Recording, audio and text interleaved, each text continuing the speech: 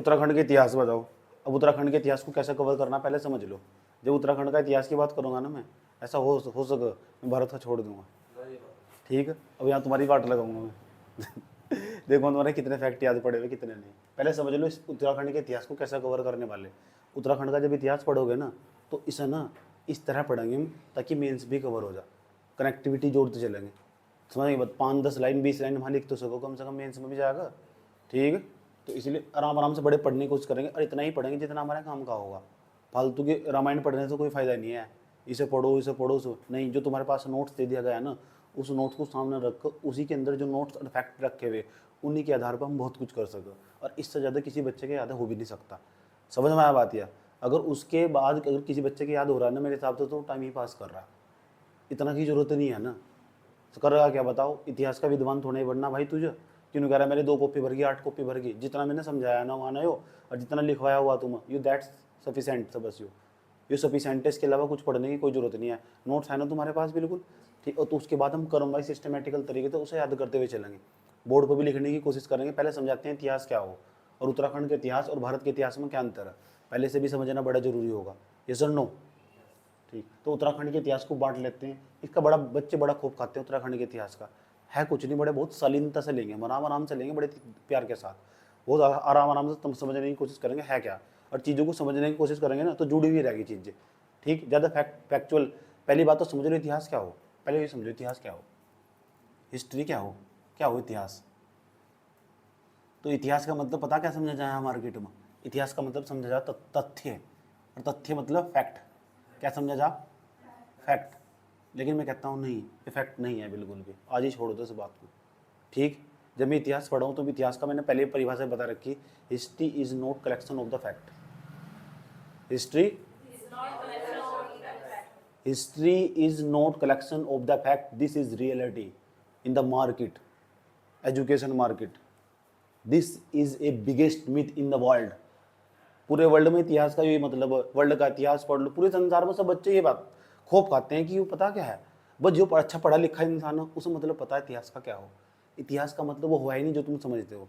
इतिहास क्या है? इतिहास ये हो जो मैं बताता हूँ। इतिहास ये हो, एक तो सोशल, एक इकोनॉमिक्स, एक पॉलिटिकल, सोशल इकोनॉमिक्स और पॉलिटिकल कल्चर समझना वहाँ का।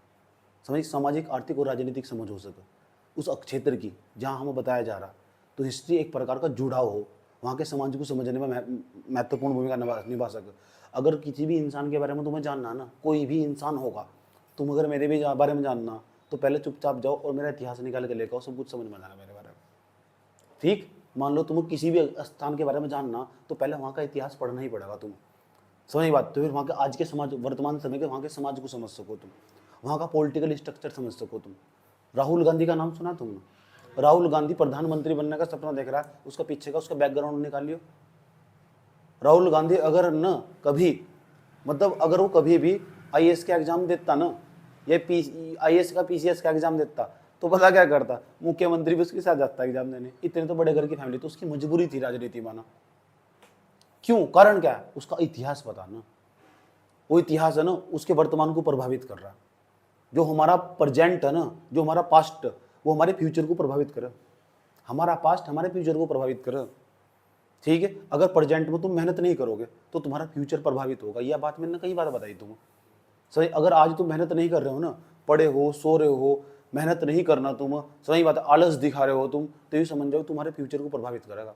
अब अभी तुम्हारा एज कुछ भी नहीं है, समझ नहीं बात। मेरे पास बहुत ओल्ड एज का बच्चा, बहुत ओल्ड एज का मेरे ग्रुप में ऐसा जो 40 साल हो गए तैयारी कर रहा है। समझ वही बात है, 40 साल हो गए, किसी को 30 साल हो गए, ठीक। और जो बहुत सारे एग्जाम निकाल चुका ग्रुप। तो तुम्हारा एज कुछ भी नहीं है, अभी तो तुम 20-22-25 साल की, क्या एज थोड़ा ही हो गया भाई। तो तुम्हें इससे मेहनत करनी चाहिए और चीज़ों को समझ कर पढ़ना चाहिए। तो इतिहास की बात कर रहे थे, तो इतिहास जो ना वो तथ्यों का संग्रह नहीं है बिल्कुल भी, वो फैक्ट नहीं है। History is not collection of the fact. याद रहेगी बात यार, वो फैक्ट नहीं है।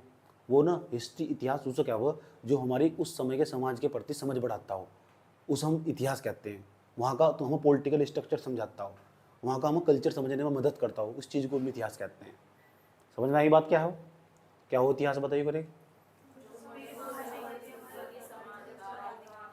जो हम जो लोग ताकि उस चीज को पढ़ने के बावजूद वहां का पॉलिटिकल स्ट्रक्चर समझ सके, वहां की राजनीतिक व्यवस्था समझ सके। समझ नहीं बात यार, राजनीतिक संरचना कैसी थी वहां की वो समझ सके, पॉलिटिकल स्ट्रक्चर वहां का हम क्या समझ सके, वहां का कल्चर समझ सके, वहां की संस्कृति समझ सके। तो इतिहास क्या हो, इतिहास यही तो हो, और दूसरा वहां का समाज समझ सके, वहां की सोसाइटी कैसी थी, तो यही जरूरी हो। लेकिन उत्तराखंड के इतिहास की बात करोगे तो उत्तराखंड के इतिहास था, पहले भारत के इतिहास की बात कर लेते हैं। जब भारत का इतिहास पढ़ोगे तब तो उत्तराखंड का इतिहास पढ़ोगे। उत्तराखंड कोई भारत से अलग थोड़ा ही है। समझ आए? जो भारत का इतिहास है ना, तो भारत के इतिहास को देखोगे तो उसका एक सिस्टमेटिकल तरीके से क्रम दिखाई देगा तुम्हें। पहले प्राचीन काल आगा, फिर मध्य काल आगा, फिर आधुनिक काल आगा, इसी तरह। यहाँ बड़ी दिक्कत है। उत्तराखंड है ना, पहले यूपी का हिस्सा हुआ करता था, तो इस हम यूपी का इतिहास क्या हो तो ज़्यादा बढ़िया होगा। और 9 नवंबर 2000 के बाद इसे काट कर अलग कर दिया गया उत्तराखंड को, तो इसका एक छोटे से एरिया का इतिहास हमें पता करना। इसलिए मैं उत्तराखंड के इतिहास को उत्तराखंड का इतिहास न कहते हुए अपनी भाषा में खुद अगर मैं इसकी किताब लिखूंगा, मैं इसे क्षेत्रीय इतिहास कहूँगा। तो वाकई नहीं हुआ क्षेत्रीय इतिहास, रीजनल हिस्ट्री एक प्रकार की है। कैसी? यस और नो? तो यो हमें समझने की कोशिश करनी, रीजनल हिस्ट्री क्या होगी। और फिर यहाँ की लोकल कम्युनिटी समझ में आ गई तुम्हें। जो लोकल कम्युनिटी क्या हो, जो हमारा स्थानीय जो लोग है ना, उसका समुदाय है, वो वर्तमान समय में कैसे रह रहा है, वो समझ में आगा तुम्हें। जैसे अगर तुम्हें मुझे समझना तो पहले मेरा इतिहास जानना होगा, तो तुम्हें मेरा वर्तमान समझ में आगा। अब सामने वाले के बारे में अंदाजा लगा सकते, बहुत नॉलेज है, बहुत नॉलेज है, बहुत नॉलेज है, बहुत नॉलेज है। तुम्हें पता भी कितनी पढ़ाई कर रखी होगी, मुझे पता। मुझे बताइए कि बवंडर किताबों का लगा रखा था, क्या है वो, इस पर ही कोई ध्यान देता। लोग प्रेजेंट की बात करें, नून देखते उस बंदे ने कितनी मेहनत कर रखी होगी। समझ में आई बात है, उसके पीछे कितनी मेहनत कसरत हो रखी, उस पर कोई बात नहीं करता। उसे एकदम याद हो जाए, एकदम कुछ नहीं याद होता भाई। पता लग गया कैसे पढ़ेंगे, पॉइंट पा जाओ भैया, पता लग गया। हिस्ट्री फैक्ट तो नहीं है, सही बात है। History is not collection of the fact, परिभाषा यार रट लो पहले ही। तो उसके बाद इसमें हम सोशल स्ट्रक्चर पढ़ेंगे। उसके बाद हम यहाँ से क्या पढ़ेंगे, इकोनॉमिक स्ट्रक्चर, आर्थिक व्यवस्था कैसी थी भाई। पैसे कहाँ से लाते हैं जो पुराने लोग थे, इस समय के लोग थे भाई, पैसे उनकी आर्थिक इनकम कहाँ से प्राप्त होती। आज दूसरा, उनका राजनीतिक स्ट्रक्चर कैसा था, शासन कौन कर रहा था, क्या वहां भी प्रधानमंत्री या मुख्यमंत्री था क्या, या वहां भी आईएएस अधिकारी बनते थे क्या उस टाइम पर। ये समझना, ये तो चेहरा हो। और उस समय के समाज में हम सीख क्या सका आज के समाज में, यो हो हिस्ट्री। अरे नो हिस्ट्री, मोर ध्वज कहाँ सी, वीर ध्वज कहाँ सी, फलाना कहाँ सी, डिमका कहाँ सी, ऐसी तैसी करके मैं भी वो पढ़ाऊंगा, लेकिन उसकी एक सीमा रखूंगा, लिमिट रखूंगा, ताकि इस चीज को समझ के ये याद रखने वाली चीजें। अनाप शनाप के फैक्ट नहीं भरने फालतू के हिस्ट्री में कि ये भी याद कर लो वो भी याद कर लो, नहीं। जितना नोट्स में लिखा हुआ उसमें सभी मैं कटिंगो करने की कोशिश करूंगा। जितना मैंने नोट्स में लिखवा रखा है ना, उस सभी ने फिल्टर करने की मैं कोशिश करूंगा। देखो ये इंपॉर्टेंट है, ये याद रखा जाना चाहिए, इसके बिना कुछ नहीं है। और ये क्यों इंपॉर्टेंट है उसकी तुम्हें प्रासंगिकता भी पता लगती चली जाएगी, क्योंकि जो है ना, जो तुम्हारे नोट्स के अंदर लिखा हो उसकी रिलेवेंस होनी चाहिए। पढ़ने वाले बच्चे को पता क्या खास बात हो, पढ़ने वाले बच्चे में खूबी हो, वो ना अपने नोट्स और हर चीज़ का फिल्टर कर लेगा। सोचा इतनी चीज़ आने की नहीं पेपर में, कोई सा पेपर देने जाएगा, मैं पूरी हिस्ट्री डिस्कस करके चला जाऊँगा। और मेरा पहले बता रखा, नोट्स तुम्हारे सबके पास आई, पूरी हिस्ट्री में फुल डिस्कस करके चला जाऊँगा और समझा कर भी चला जाऊँगा। लेकिन उसके अंदर से कौन सी चीज़ याद रखनी, ये समझदारी खुद पैदा करनी पड़े। समझ आई बात, वो कब समझ में आवा, जब पूरा का पूरा पढ़ लोगे से जाकर। अच्छा ये याद रखने लायक चीज़ें है नहीं। टीचर का तो बड़ा महत्वपूर्ण रोल हो बच्चे की ज़िंदगी में, उसके बिना तो कुछ भी नहीं है। जरा सोचो आज तुम कहाँ होते अगर मैं ना होता, सोच कर देखो ना, 8-10 साल पहले तुम क्या कैसी हालत होती है तुम्हारी।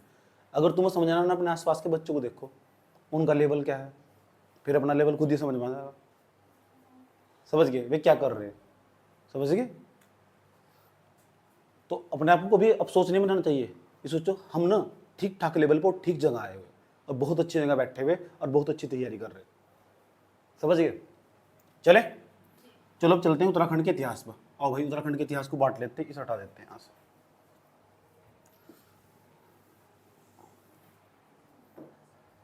चलो देखो उत्तराखंड का इतिहास हमारे पास। उत्तराखंड के इतिहास को ना हम बांट लेते हैं मुख्य रूप से 3-4 भागों में बांट लेते हैं। 4 भागों में बांट कर पढ़ेंगे उत्तराखंड के इतिहास को। कितने भागों में? 4 भागों में बांट कर पढ़ेंगे। जो नोट्स पर लिखा हुआ ना, उसके अंदर से नीचे जो दूसरा डायग्राम है उसे देख रहा तुम। दूसरा डायग्राम, पहला डायग्राम मत देखना, पहले का नाम है प्रागैतिहासिक काल। क्या नाम है? प्रागैतिहासिक काल। प्रागैतिहासिक काल इंग्लिश में क्या बोलते हैं? Prehistoric period. पहले दूसरे नंबर पर जाओ, दूसरे नंबर पर हम क्या समझने वाले? दूसरे नंबर बताओ। अर्धैतिहासिक काल क्या नाम है? अगैतिहासिक काल। अब सारे बात होगी तमीज से, क्योंकि यहाँ पे भी सवाल बना हुआ। तीसरे नंबर पे जो नाम मैं बोर्ड पर लिख रहा हूँ इन पे भी सवाल बना हुआ।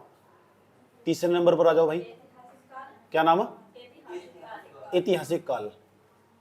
ऐतिहासिक काल, काल का मतलब समय हो, टाइम, टाइम पीरियड।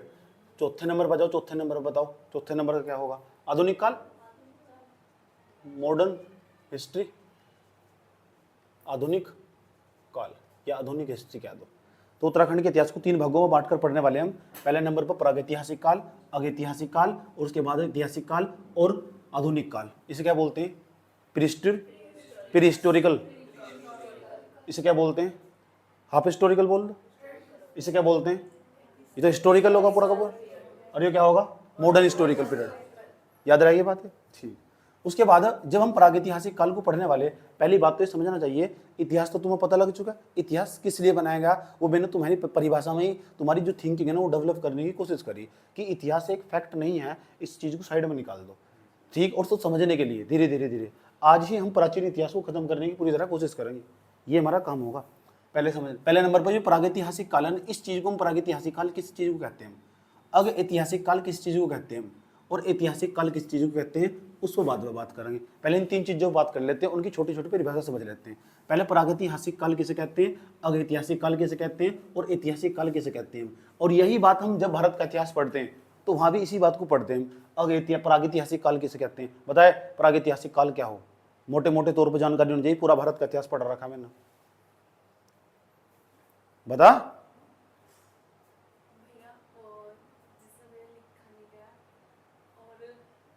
जिसे लिखा नहीं गया उसके बाद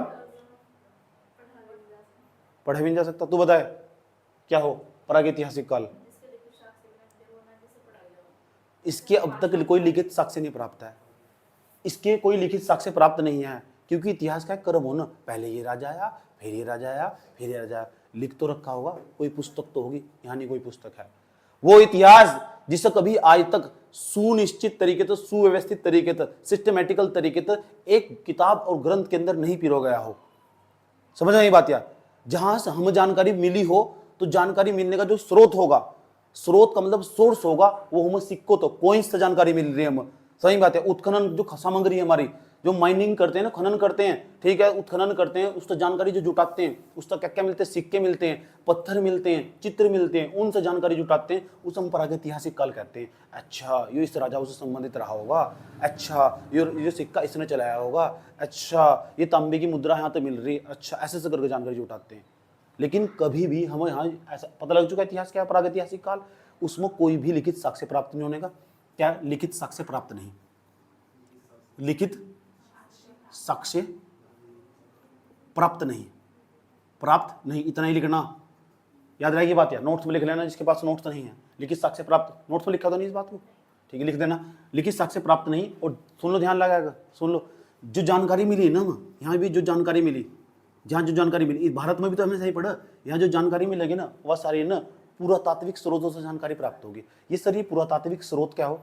अरे भाई जो पुरातात्विक विभाग हो ना, भाई पुरातात्विक विभाग क्या हो? अरे भाई जो खुदाई करे ना, ये तो पता लग चुका होगा, खुदाई करके इतिहास की जानकारी जो जुटा हुआ, उसको हम पुरातात्विक विभाग बोल रहे हो। वे पुरातात्विक विभाग के पास वे सारे सिक्के भी रखे रहा है, उनके पास ईंट भी रखे रहा है, उनके पास पत्थर भी रखे रहा है, फिर वे अंदाजा लगा हुआ इस टाइम पर, इस समय में यह चीज़ इस टाइम इतनी पुरानी है, और उससे छोटी छोटी जानकारी जुटा कर हम एक छोटी सी मोटी किताब बना दो, उस किताब को ही हम प्रागैतिहासिक काल बोल रहे हो।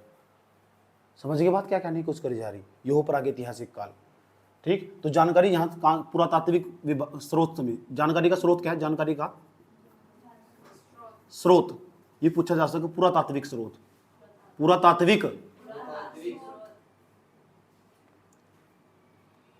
तात्विक स्रोत। और पुरातात्विक का मतलब पुरातात्विक विभाग जो वाले हो, ठीक। पुरातात्विक विभाग के प्रथम जनक कौन थे? पेपर में पूछा हुआ, अलेक्जेंडर कनिंघम। यार ये तो पता ही होना चाहिए तुम्हें, तो सबसे पहला फेमस पर्सन है। चलो, उत्तराखंड भारत का इतिहास जब भी हम पढ़े ना, तो भारत के इतिहास में भी इसी तरीके से काम करते हैं। जब हम भारत का इतिहास पढ़ते हैं ना भैया, तो तब भी हम ऐसे ही पढ़ते हैं, बिल्कुल। समझ में आया बात यार? चलो, तो होगा हमारा प्रागैतिहासिक काल। अब आ जाओ अर्धैतिहासिक काल पे, सवाल पूछा हुआ है यहाँ से, पता लग चुका। दूसरे अर्धैतिहासिक काल, ये अर्ध ऐतिहासिक काल क्या हो बोला, ये क्या बोला, यहाँ ना हम लिखित साक्ष्य तो प्राप्त हुए लेकिन पढ़ा नहीं जा सका। यहाँ लिखित साक्ष्य तो प्राप्त हुए, लिखित मतलब इसका मतलब कोई किताब मिली होगी ऐसे ऐसा करके, लेकिन उस पर जो स्क्रिप्ट लिखी हुई, जो लिपि लिखी हुई वह आज तक किसी की समझ में नहीं आई। ठीक, लेकिन मुझे तुम्हारी शक्ल देखकर बिल्कुल ऐसा लगा कि तुम ना उस लिपि को समझ ही लोगे बिल्कुल। सिंधु घाटी सभ्यता, उसका ना जो इतिहास है वो भी हमने पुरातात्विक स्रोतों से प्राप्त करा। उसका अर्ध ऐतिहासिक काल इसलिए बोल लो, लिखित साक्ष्य तो मिले लेकिन किसी की हिम्मत नहीं है उसे पढ़ लो। कोई बड़े बड़े इतिहासकार आए उसे समझ नहीं पाए, कैसे लिखा हुआ, दाएं से बाएं लिखा, बाएं से दाएं लिखा हुआ, क्या कहना चाह रहे थे वे ना आज के समय को समाज को सीख देना चाह रहे थे। देखो हमारा एक पूरा का पूरा सिस्टमैटिकल कल्चर रहा। अरे भाई सिंधु घाटी सभ्यता का जब इतिहास देखोगे ना तुम, सिंधु घाटी सभ्यता का जब इतिहास देखोगे तो वहां तो जो साक्ष्य प्राप्त हुए उस समय उस टाइम पर बताओ कोई बिजली का रहा था? 5-5, 10-10, 15-15 हजार लोग एक एक कॉलोनी में रह रहे थे वहां से। अब सोच लो तुम 5-5, 10-10, 15 हजार लोग, और वैसे ही रह रहे थे। यूं कहते कि वहां की व्यवस्था इस तरह बनाई हुई थी, रात को भी यूं समझो उनके घर में रोशनी हो जाती, चांद तो रोशनियां होती, लाइट की जरूरत नहीं पड़ती, सब कुछ प्राकृतिक था। कैसे चली गई सभ्यता, कहां खो गई वह? समझ बात, यही तो अर्ध ऐतिहासिक काल है, कोई समझ नहीं पाया। आज के समाज को भी हम ऐसा बना सकते हैं, और बहुत ना शांति तरीके से रहा करते थे। मैं समझ में आई बात? यार वे भी तो मनुष्य थे, उनका तो लाइफ स्टाइल था, लेकिन आज की पॉपुलेशन इतनी ज्यादा होगी, यहाँ सिंधु घाटी सभ्यता वालों की तैसी हो जाएगी, इतने तो एक गांव में रहा वो भैया। लिखित साक्ष्य, लिखित साक्ष्य प्राप्त। प्रकृति के पूजक थे भाई, में प्रकृति की पूजा करते थे, लिखित साक्ष्य प्राप्त, परंतु पढ़ा नहीं जा सका, परंतु पढ़ा नहीं जा सका।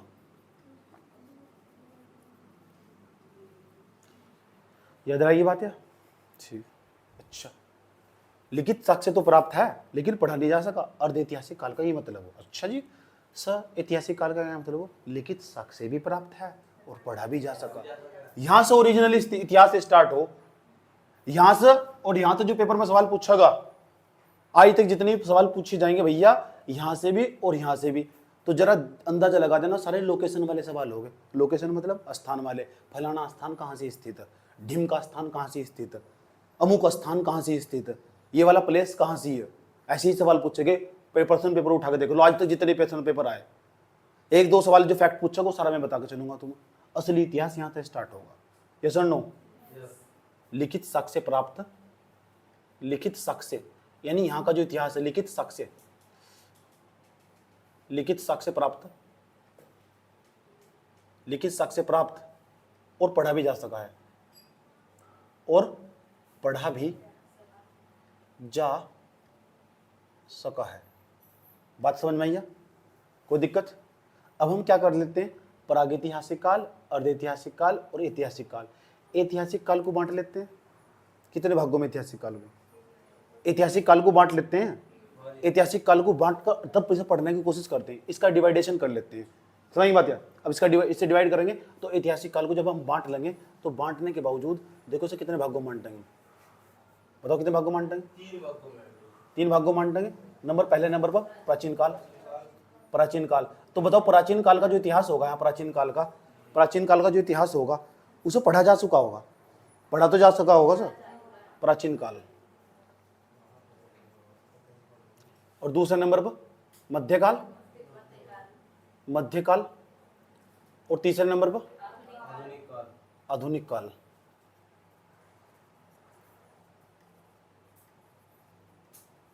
ये क्यों लिखा था फिर आपको? कोई बात नहीं सर, इसमें जोड़ लो, क्या दिक्कत हो रही? यहां से कर सको तुम, राज्य का निर्माण भी कह सको। चौथे नंबर पर लिखो राज्य का निर्माण, क्योंकि सबका पढ़ाने का और सबका पढ़ने का तरीका अलग अलग हो। अब यूं नहीं है जिस वाली किताब में तो इस तरह लिखा हुआ था, जितनी मार्केट में किताब है ऐसी 50 से लिख दूंगा मैं, समझ गए? ठीक, तो मैं भी इतिहासकार नहीं हो सकता, मेरे से ज्यादा थोड़ा ही पढ़ाई कर रखी उन्होंने, जिन्होंने किताबें लिख रखी है।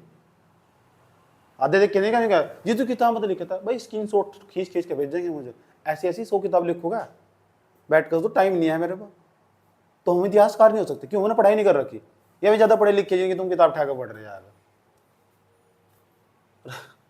राज्य का निर्माण, बताओ इतनी बात समझ में ही नहीं आई? क्या होगा? चाहे अभी हरी चाहे और प्राचीन काल हो गया, उसके बाद मध्यकाल होगा, उसके बाद आधुनिक काल होगा। सर जब आप प्राचीन काल पढ़ाओगे तो क्या पढ़ाओगे? सर जब आप मध्यकाल पढ़ाओगे तो क्या पढ़ाओगे? सर जब आप आधुनिक काल पढ़ाओगे तो क्या पढ़ाओगे? आ जाओ पहले नंबर पर। जब हम प्राचीन काल की बात करेंगे ना, वो पहले नंबर पर हम पढ़ रहे होंगे, तो बताओ पहले नंबर पर हम क्या पढ़ रहे होंगे, बता सको? सबसे पहले नंबर पर हम कुनिंद राजवंश पढ़ेंगे। इसके अंदर कुनिंद राजवंश, कुनिंद राजवंश, राजवंश ये पढ़ेंगे हम। और इसकी बकवास चीजें नहीं पढ़ने की बिल्कुल भी, वो चीज टच करेंगे यहाँ पे पेपर में सवाल आएगा, फालतू नाम से चीजें नहीं। जब हम प्राचीन काल पढ़ाएंगे तो प्राचीन काल क्यों कहा हमने? प्राचीन काल, मध्यकाल, आधुनिक काल। जरूरी थोड़ा नहीं इतिहास को हम 3 भागों में क्यों बांट रहे? हेलो, इतिहास को हम 3 भागों में क्यों बांट रहे? अपने आप ही प्राचीन काल बना दिया। एक जो समय हो ना, शुरू के 500-700 सालों का जो समय होगा, उसमें कुछ अलग खास बात होगी, और शुरू के बाद का जो खास सवाल वो होगा ना, वहां की कुछ अलग विशेषता रही होगी। 500-700 सालों का जो इतिहास होगा, उसके बाद जो इतिहास होगा, उसकी कुछ अलग विशेषता रही होगी। बात समझ में आ रही? बात ठीक। वहाँ की प्रकृति, बहुत सब चीज़ें, वहाँ का राजनीतिक स्ट्रक्चर, वहाँ का पॉलिटिकल स्ट्रक्चर, वहाँ का आर्थिक व्यवस्था, जो मैंने तो पीछे बताया, वो अलग रहा होगा। उसके आधार पर इसे डिवाइड करा जा। आज देखो तो यूं नहीं पता इसे क्यों बांट रहे, समझ क्यों बांट रहे भाई? इस समय के जो प्राचीन काल में इस समय के जो लोग रहे होंगे, उनकी आर्थिक व्यवस्था अलग थी, उनकी सामाजिक व्यवस्था अलग थी, उनकी राजनीतिक व्यवस्था अलग थी, उनका कल्चर अलग था, इसलिए यहाँ डिवाइड कर दिया, लकीर खींच दी हमने यहाँ तक, इसलिए कहा प्राचीन काल के लोग। और ये मैं अपने हिसाब से रख सकूं, मैंने कहा मैं भी एक इतिहासकार हूं, सही बात है। मैंने कहा ना, इतनी मोटी मोटी किताब पढ़ रखी, इतनी मोटी मोटी, चलो पढ़ ली तरफ लाइब्रेरी के अंदर, अभी दिखा दूंगा इतिहास की कितनी किताबें मिलेगी तुम।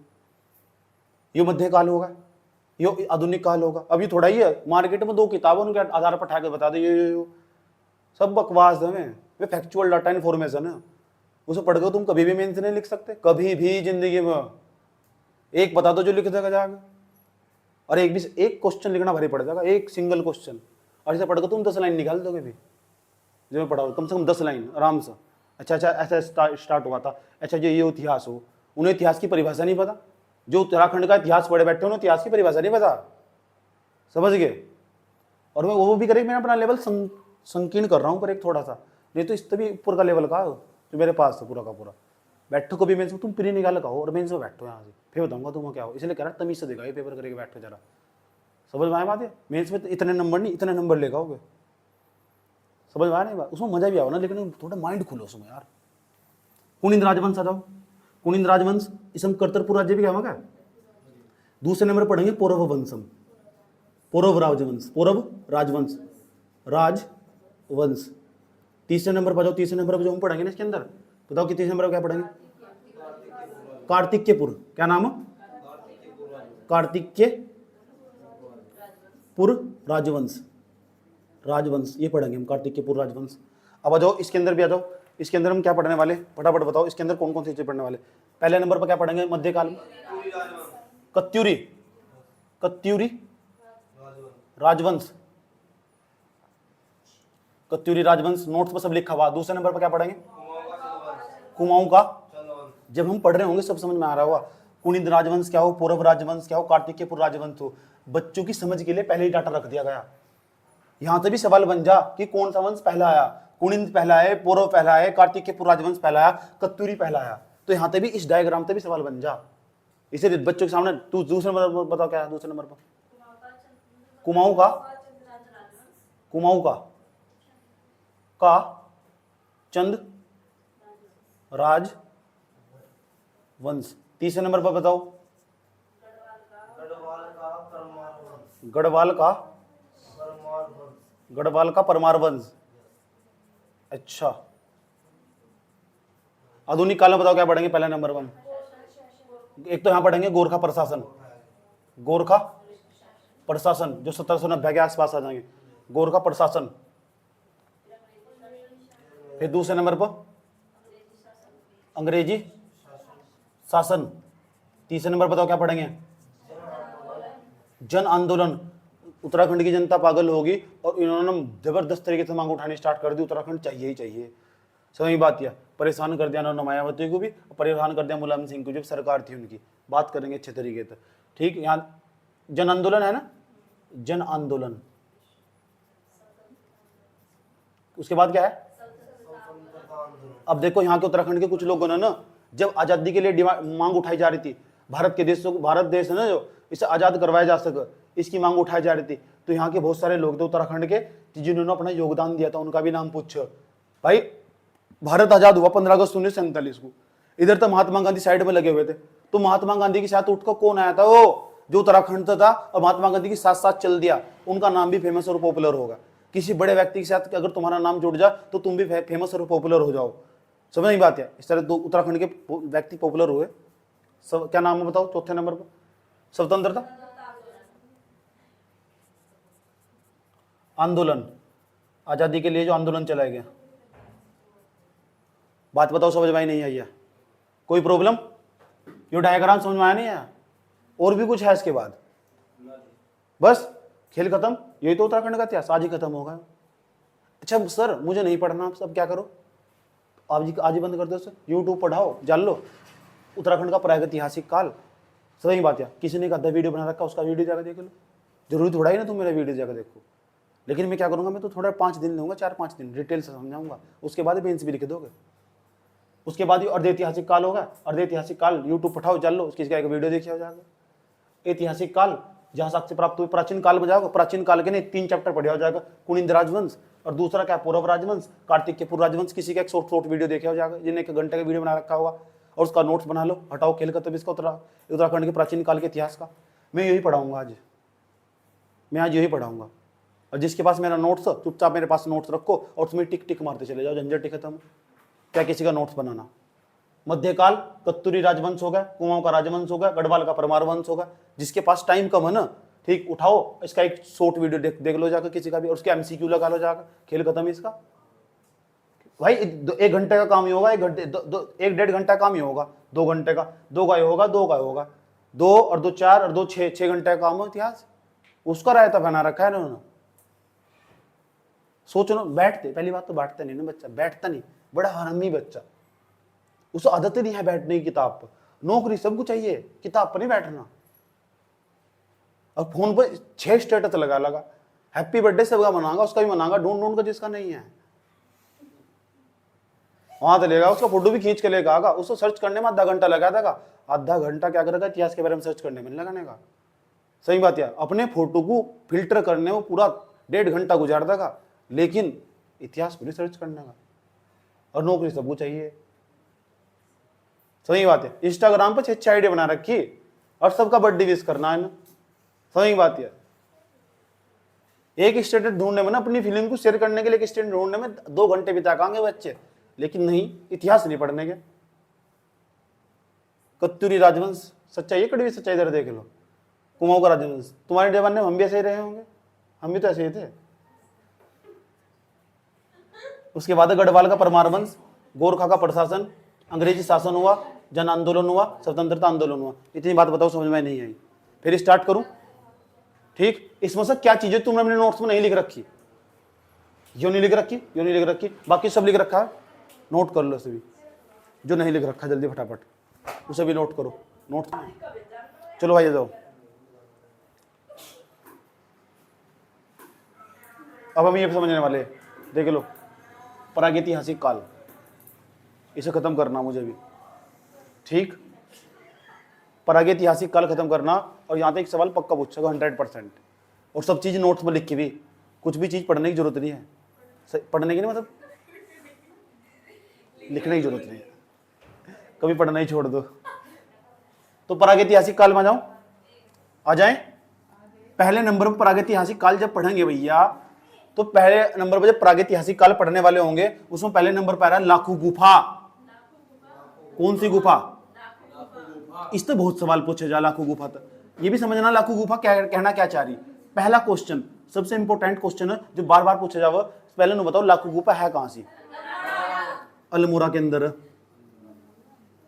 याद रही बात। या दूसरा सवाल जिससे रिलेटेड होगा, इसकी खोज किसने करी थी? इसकी खोज किसने करी थी?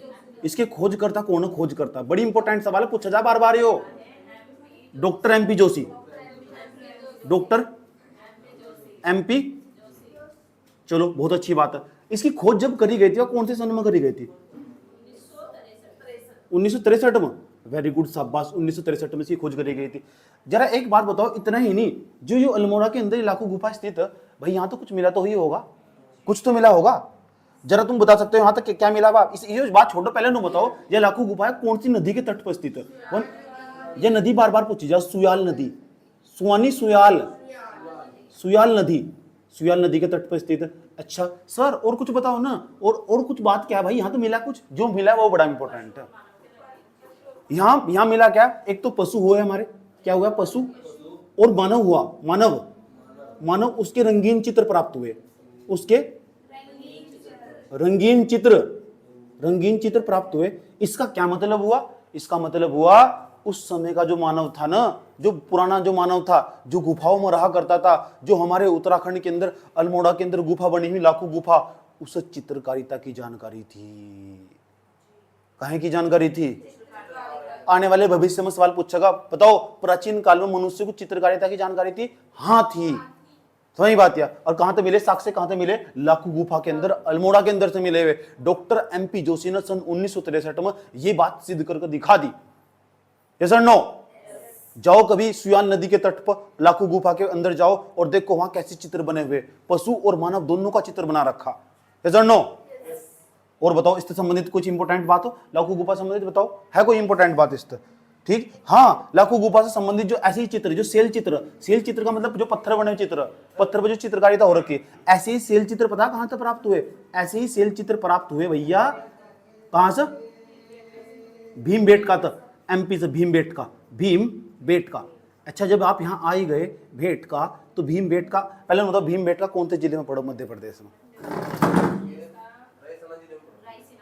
रायसीना। अच्छा इतनी ही बात नहीं मैं पूछना चाह रहा तुम। चलो यहाँ जब यहाँ आ ही गए हम, लाखों गुफा पाई गए, तो हम उत्तराखंड का पढ़ रहे हो, उत्तराखंड का प्रागैतिहासिक काल पढ़ रहे। यहाँ कोई लिखित साक्ष्य नहीं जानकारी मिली, खुदाई करी, गुफा खोजी, गुफा के अंदर चित्र मिला, उसे देखा, अंदाजा लगाया, जिन्न खोजा उसका नाम, जोन सी नदी उसका नाम, सही बात है, जोन सी नदी उसका नाम, कौन सा सन, वो सन टेक दिया, और यह जानकारी ये मिला बस, और कुछ नहीं। इतिहास यही प्रागैतिहासिक काल है। समझ गए क्या है? बस। तो बताओ लाखों गुफा खोज किसने करी? तुम भी खोज दो कुछ कहीं उत्तराखंड में, खुदाई खुदी करके अपने घर के नीचे थे। ये तो अपने घर के नीचे तो खुदाई करके पता क्या हुआ? हमारे घर में तो हांडी मिली, उसमें तो पैसे मिले। डॉक्टर ये गजनी बतावा बैठ कर, सही बात है। गांव में लोग सब कहो माया आया, तो माया तुम जानते क्या माया क्या हो? नीचे नीचे चला हुआ धरती के। गाँव में ऐसी कथा कहानियां प्रचलित हो, इसके घर में तो बहुत बड़ा धन लिखना है। इतनी बात बताओ समझ में ही नहीं आई। 1968 लिखा हुआ, लाखों गुफा की खोज 1968 लिखा हुआ, 63 लिखा हुआ, परीक्षा मणि में तो 1963, 68 भी है। 68 तो 68 कर लियो, क्या दिक्कत होगी? एक आधा फैक्ट तो सन तो पूछे जा रहे हैं। 68 ही तो 68 लिखे, डोंट वरी, कोई बात नहीं है, नोट्स के अंदर ही 68 कर लेना। चलो इतनी बात बताओ समझ में नहीं है, याद होगा? पूछूंगा अभी थोड़ी देर बाद तुरंत, इसे समझाने के बाद फिर आगे पूछ जाऊंगा, तो इसे पूछूंगा। बताओ लाखों गुफा खोज किसने करी? एमपी जोशी। तो कब बताएगा? चाचा तो डॉक्टर एमपी जोशी। चाचा ऐसे बोल दो, ऐसे बोल दो ना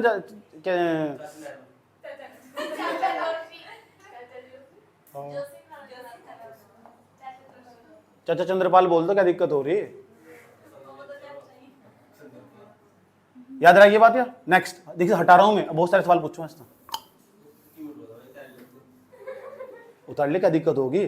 जिसे उतारना उतार। अच्छा बताओ लाखों गुफा कौन सी नदी के तट पर? सुयाल नदी कौन सी जिले में? अल्मोड़ा तो यो, अल्मोड़ा तो यो, मुंह बोड़ दूं आयो। इतनी देर दूसरे नंबर पर जाओ, कौन सा काल पढ़ रहे हैं हम? भैरव काल। दूसरे नंबर पर, दूसरे नंबर पर हम जो पढ़ने वाले हैं ना, नोट्स खोलो, नोट्स, उसके अंदर पढ़ रहे हैं ग्वारखा गुफा। ग्वारखा गुफा कहां से पड़ेगी? पहले नंबर में चमोली के अंदर पड़ेगी। अच्छा एक बात बताओ, चमोली की बात याद आ ही गई, उत्तराखंड का सबसे बड़ा क्षेत्रफल के मालूम जिला कौन सा? चमोली, उत्तरकाशी। सोच लो, दूसरे चमोली उत्तरकाशी है। क्षेत्रफल के मामले में पूछ रहा हूं, चमोली है ये उत्तरकाशी है? अब तक तुम उन्होंने पता उत्तराखंड का सबसे बड़ा क्षेत्रफल के मामले में जिला कौन सा? अच्छा सबसे छोटा जिला बताइए एक क्षेत्रफल के मामले में कौन सा? चंपावत। अच्छा, सबसे छोटा जिला, अच्छी बोल, सबसे छोटा जिला, सबसे बड़ा पूछ रहा मैं, सबसे बड़ा जिला कौन था क्षेत्रफल के मामले में? क्षेत्रफल के मामले में सबसे बड़ा जिला चंपावत होगा। सबसे बड़ा पूछ रहा है मैं। उत्तरकाशी क्यों बता रहे भाई? उत्तरकाशी दूसरे नंबर पाओ। इसका तो अच्छे पूछा जा 80-30। अच्छा, ग्वारखा गुफा की बात जब चली गई तो ग्वारखा गुफा के बारे में और भी फैक्ट याद होने चाहिए। तो नोट्स में बहुत कुछ लिखा हुआ। चलो ग्वारखा गुफा पहले उन्हें बताओ चमोली के अंदर पड़ा। जब ग्वारखा गुफा की बात आई चली गई तो चमोली के कौन से गांव में पड़ा? डुंगरी गांव, डुंगरी नहीं डुंगरी, डुंगरी गांव, इसका भी नाम पूछा हुआ ना, डुंगरी गांव में पड़ा। अच्छा, और भी बताओ कुछ खास खास खास बात है। नदी का तो नाम खास कर पूछेगा, नदी, नदी के तो पीछे पड़ा रहा हाथ दो को वो। नदी का नाम है अलकनंदा, अलकनंदा, तो अलकनंदा होगी। उसके बाद और भी सवाल पूछेगा इससे रिलेटेड, बताओ उससे रिलेटेड और क्या क्या सवाल पूछेगा। ग्वारखा गुफा कहाँ पड़ेगी? चमोली में। गांव कौन सा? डुंगरी गांव। नदी कौन सी? अलकनंदा नदी। यही तो याद करने सवाल है। मिला क्या यहाँ था? सही बात है, मिला क्या? बताओ क्या था मिला था? 41, 41, 41 है ना इसमें? 41 या 42? 41 रंगीन मानव के चित्र प्राप्त हुए। मानव के चित्र प्राप्त हुए नहीं,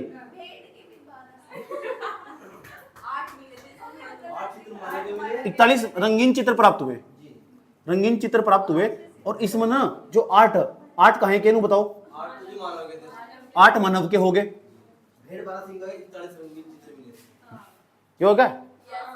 तो 8 और 41 दोनों को मिला के चित्र। रोको क्लास को, बैठो।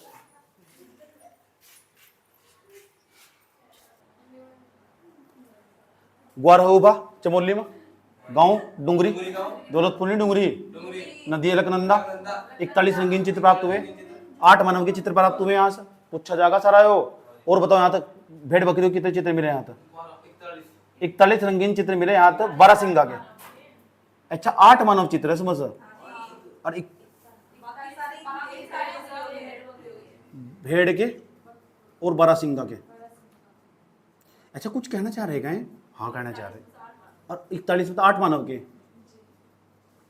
जरा एक बात बताओ, 41 में तो 8 तो मानव के हो गए, और ये भेड़ बकरी के जो चित्र बना रखे, ग्वारखा गुफा के अंदर चमोली में बना रखे, लाखों गुफा भी चमोली में ही थी। इसका मतलब मुझे एक बात समझ में आ रही, अल्मोड़ा में तो ये तो ग्वारखा गुफा चमोली में थी। तो जब ग्वारखा गुफा चमोली के अंदर मौजूद थी, इस तो मुझे एक बात समझ में आ रही, चित्र चित्र चित्र ही मिल रहे वहां से। इसका क्या मतलब? इसका मतलब उस टाइम पे भी कोई मौलाना पैदा हुआ था क्या? इसका क्या मतलब? इसका मतलब उस समय के समाज को चित्रकारिता की अच्छी जानकारी थी। और यूं ना 41 रंगीन चित्र बनाकर, भेड़ बकरी और 12 सिंगा के चित्र बनाकर समाज को सीख देना चाह रहे थे आज के समय को, कि वहां के लोग कैसे रहा करते थे, इनका शिकार किया करते थे और अपना भोजन प्राप्त करते थे। और ऐसा ही तो करता था आदि मानव, ऐसे ही तो करता था आदि मानव, ऐसे अपना जीवन वैसे तो सर्वाइव करता था वो। तीसरे नंबर पर जाओ, तीसरे नंबर पर, तीसरे नंबर बताओ क्या लिखा हुआ? तीसरे नंबर पर लिखा है किमनी गांव। क्या लिखा हुआ? चिमनी नहीं, किमनी, किमनी गांव। अच्छा, किमनी गांव की खास बात है, कहां पड़ेगा बताओ पहले? चमोली के अंदर पड़ेगा। किमनी गांव तो रिलेटेड सवाल पूछा जाएगा। बताओ दूसरा सवाल क्या पूछा जाएगा किमनी गांव से संबंधित? बताओ फटाफट। पहले उन्हें बताओ कौन सी नदी के तट पर? पिंडार। अच्छा उन्हें बताओ जो पिंडार नदी है, पिंडार एक पिंडारी नाम का ग्लेशियर भी है। जो पिंडार नदी बागेश्वर से होगा बाबा, पिंडारी नाम का ग्लेशियर है। पिंडारी नाम का ग्लेशियर कहाँ से? बागेश्वर में। साथ साथ चर्चा करते चलेंगे। किमनी गांव कहाँ से? चमोली में। सर आप इसकी चर्चा क्यों कर रहे हैं? सर आप तो प्रागैतिहासिक काल पढ़ा रहे। अरे भाई सवाल तो कहीं से भी आ जाएगा, फटाफट रिवीजन करते चलो। अच्छा सर, सर एक बात बताओ, यहाँ तो मिला भी कुछ, जल्दी बताओ फटाफट। 33 स्पीड देख क्या मिला? बता सको क्या मिला? ये बड़ी इंपॉर्टेंट बात है, इसलिए इंपॉर्टेंट हो जा। किमनी गांव यहाँ सफेद रंग के चित्र प्राप्त हुए। सफेद, सफेद रंग के चित्र प्राप्त हुए। यहाँ से क्या प्राप्त हुए? सफेद रंग के चित्र प्राप्त हुए यहाँ से। यस और नो? कोई प्रॉब्लम है तक? ठीक। और कहाँ बने हुए सफेद रंग के जो चित्र बने हुए? पत्थरों पर बने हुए, सेल चित्र हैं। कैसे चित्र? सेल चित्र हैं। यस और नो? लॉक कर दो। ठीक, कोई प्रॉब्लम और तो नहीं है रिलेटेड फैक्ट। उसके बाद चौथे नंबर पर, चौथे नंबर पर फटाफट देते स्पीड से। चौथे नंबर पर उसके बाद मल्लारी गांव आया। मल्लारी गांव, किसी मल्लाहे का बेटा जब नाव डुबाता है, घर वालों की नजरों में वो नाम डुबाता है। चमोली है ना? मल्लारी गांव कहाँ पड़ेगा? इंपोर्टेंट बात और बताओ, इसकी खास खास क्या बात है मल्लारी गांव की? क्या मिला यहां तक? मानव पशुओं का, पशुओं का एक जेबू पशु है ना? हाँ, हिमालय पशु एक जेबू पशु है ना। पहले उन्होंने बताओ, गढ़वाल विश्वविद्यालय ना 1983 और 2001 के बीच मल्लारी गांव को यहाँ सर्वेक्षण करा गया था। यहाँ से एक तो 1983 में यहाँ का सर्वेक्षण करा गया, और एक सन 2000 के अंदर ना 2001 के अंदर यहाँ सर्वेक्षण करा गया, खुदाई पुदाई करके यहाँ पता करके निकाल लगे, आंकड़े निकाल लगे। क्या क्या निकाल लेगा? चमोली के मल्लारी गाँव में। सवाल क्या पूछेगा? बस पूछा मल्लारी गाँव कहाँ से, मैच करवा लगा, 4 देके चला जाएगा, ten ten ten ten ten ten ten ऐसे ऐसे करके। इसलिए तो नाम पढ़ा रहा हूं मैं, 1 2 3 और 4 कोई से भी नाम दे देगा, मैच करवाएगा, tin tin tin tin tin, खास खास के बाद। और क्या है उसके बाद? बताओ क्या है और बताओ। 5.2 किलोग्राम सोने का, ये बहुत इंपॉर्टेंट है, सवाल पूछा हुआ। 5.2 किलोग्राम सोने का मुखावरण मिला वहां तक। मुखावरण, और एक नरकंकाल मिला, नरकंकाल। अच्छा ये बताओ, सोने का कहां से आएगा? इसका मतलब कुछ तो है, इसका मतलब कुछ तो है। सोने की जानकारी थी लोगों को प्राचीन काल में। यो आदि मानव तो बाद के समय खुदाई 1983-2001 में हो रही है खुदाई, और तब जाकर वहां तक 5.2 किलोग्राम का सोने का नरकंकाल मिल रहा है। इसका क्या मतलब? लोग इस टाइम पे आकर बहुत विकसित हो चुके। हो सकता आधुनिक काल का हो सकता मध्यकाल का हो, जो मिला मेरे लिए इंपॉर्टेंट होगा उस स्थान तक। बात ये इंपॉर्टेंट है, हमारा पेपर में पर्सन हो जा, ठीक है, थोड़ी सी समझ भी डेवलप हो जा। 5.2 किलोग्राम सोने का मुखावरण मिला, जो टट रिपोर्ट ढे बैठ कर और युद्ध लड़े तो धौड़ धौड़ धौड़ धौड़ धौड़ ऐसा, वो मिला उसे पैर का। अब सोच लो तुम, अगर तुम्हें मिल जाता हो तुम तो आज ही पढ़ाई छोड़ देते। 5.2 किलोग्राम सोना हो, इधर कहते ना हम जा रहे घर, बिजली बाजरी देखें कुछ। ये सुनो, अच्छा और क्या क्या मिला है? सर यहां तो मिट्टी के बर्तन भी मिल रहे। किसके? मिट्टी के बर्तन। और क्या मिला सर? ऐसे ही बर्तन ना पाकिस्तान के अंदर स्वात घाटी पड़, वहां से प्राप्त हुए। ये भी सवाल पूछा हुआ। पाकिस्तान के अंदर ना, पाकिस्तान के अंदर, पाक का मतलब क्या हो? शुद्ध स्थान, भले वो शुद्ध स्थान हो। पाकिस्तान के अंदर ना एक स्वात घाटी पड़, स्वाति नहीं स्वात घाटी, स्वात घाटी पड़, और वहां से पता क्या प्राप्त हुआ? वहां से प्राप्त हुआ भैया ऐसे ही मिट्टी के बर्तन पाकिस्तान की स्वात घाटी से भी प्राप्त हुए, जो मल्लारी गांव से प्राप्त हुए। यस और नो? भूल तो नहीं गए? अब देखो मैं कैसे तुम्हारा दिमाग घुमाता हूं। एक बार नजर मार लो फटाफट, किमिनी गांव कहां पड़ा? कौन सी नदी के किनारे? ग्वारखा गांव गुफा कहां पड़ा? वहां कौन से गांव में पड़ा? डुंगरी गांव। अभी इन्हें बताओ, वहां से जो मल्लारी गांव से मिला क्या? किमिनी गांव। किमिनी गांव से क्या मिला? बस हो लिया हो लिया हो लिया। उसके बाद मल्लारी गांव कहां पड़ा? खुदाई कब हुई? 83-2001 में। एचएनबी यूनिवर्सिटी के छात्रों ने कांड कर दिया यहाँ से जाकर, भागे फिर रहे हैं यहाँ से। 5.2 किलोग्राम सोने का मुखावरण कहां से मिला? कहां से मिला है? नाम भूल जाओगे इसका, एकदम भूल लो इसका नाम। ये मिट्टी के बर्तन ही मिले, नरकंकाली मिला। और दूसरी सबसे बड़ी खास बात है, ऐसे ही साक्ष्य पाकिस्तान की स्वात घाटी से भी प्राप्त हो रहे। यस और नो? हटा दूं? और पिया मेरा तरस जिया तू क्यों ना आए। उसके बाद नेक्स्ट चलो सर। हाँ 5वें नंबर बताओ क्या आएगा? लवेथाप।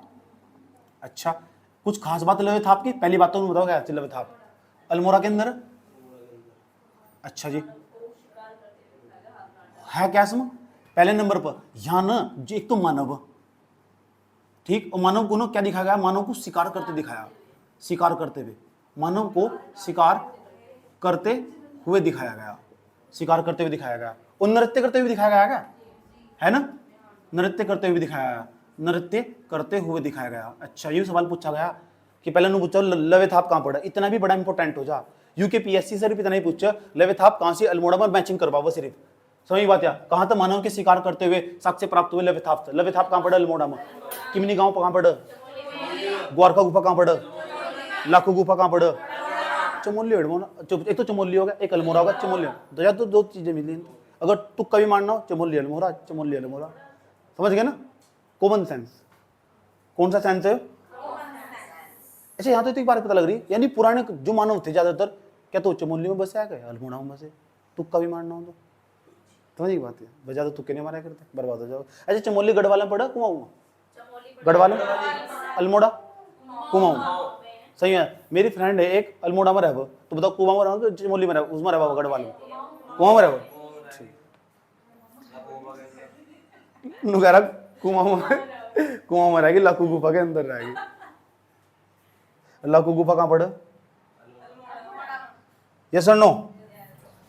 छठे नंबर का, जो छठे नंबर का पेट साल, पेट फटा हुआ नहीं, पेट साल, पेट साल कह दो। दूसरा नाम क्या बताओ उसका?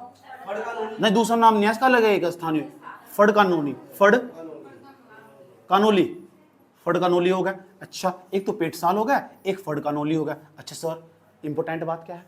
सर इंपोर्टेंट बात बताओ ना। सर ये पढ़ा कहाँ? पहले नंबर पर तुम अल्मोड़ा मंदिर पढ़ा, याद रही बात है। अब इस पहला इंपॉर्टेंट बात, सर इनकी कुछ खास बात है क्या? हाँ हाँ भाई क्यों नहीं है खास बात, बताओ करे खास बात क्यों नहीं है? पेट साल है ना, यहाँ तक कत्थे रंग की मानव आकृतियां प्राप्त हुई। अभी कत्थे रंग कैसा हो? प्राकृतिक कलर। प्राकृतिक कलर तो पत्थरों पर चित्र बना रखे, नीम को उठाया पिसा घोटा चित्र बना दिया, तुलसी उठाया पत्ते घोटे, सगुन का पेड़ देखा, सगुन का पेड़ बड़े बड़े छोटे छोटे पत्ते हो, उठाया पिसा और रेड कलर बना दिया, उसको चित्र बना दिया, और आज तक बने हुए उनको चित्र। मैंने सर्च करके भी दिखाए थे पहले तुम्हें, बताओ यहाँ कत्थे रंग,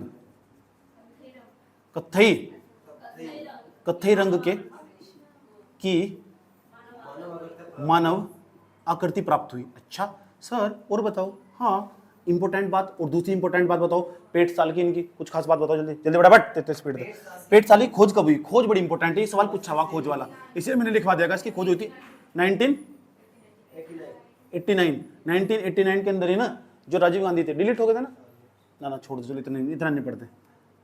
और बताओ करें इसके बारे में, खोज तो होगी थी इसकी। फड़ कानोली की खोज हुई, फड़ कानोली की खोज, फड़ कानोली खोज बताओ इसकी खोज कब हुई? 1985। खास बात हो 1985 में पर्यावरण मंत्रालय बना था, याद रखना बात है। क्या बना था? पर्यावरण मंत्रालय। ऐसा इसलिए भी बोल के बीच बता देता हूँ, वो सवाल पूछ लो, पर्यावरण मंत्रालय कब बना था? 1985 में बना था, याद रखना बात है।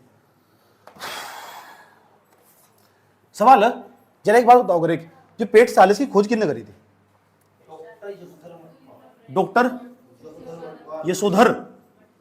यशोधर मठपाल, इसने इसकी खोज करी थी। कब करी थी? 1989 में।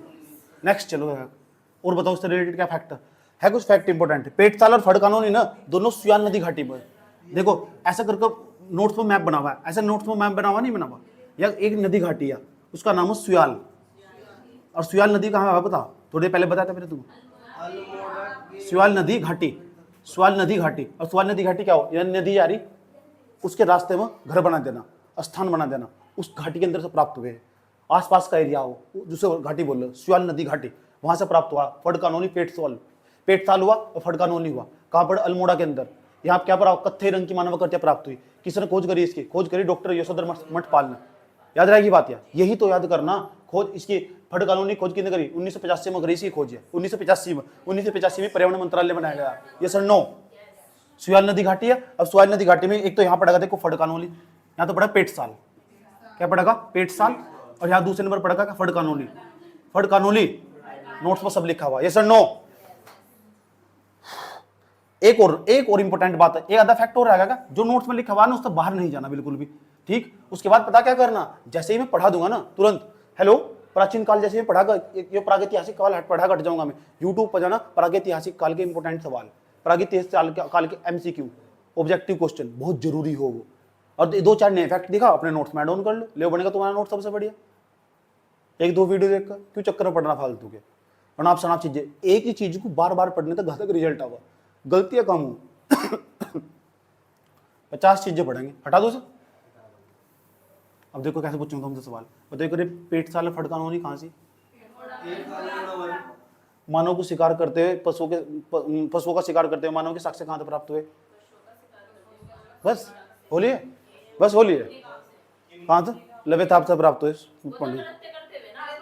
नृत्य करते हुए, ढंग से देखो, ढंग से अच्छी तरह, मानव को शिकार करते हुए, तो और क्या है?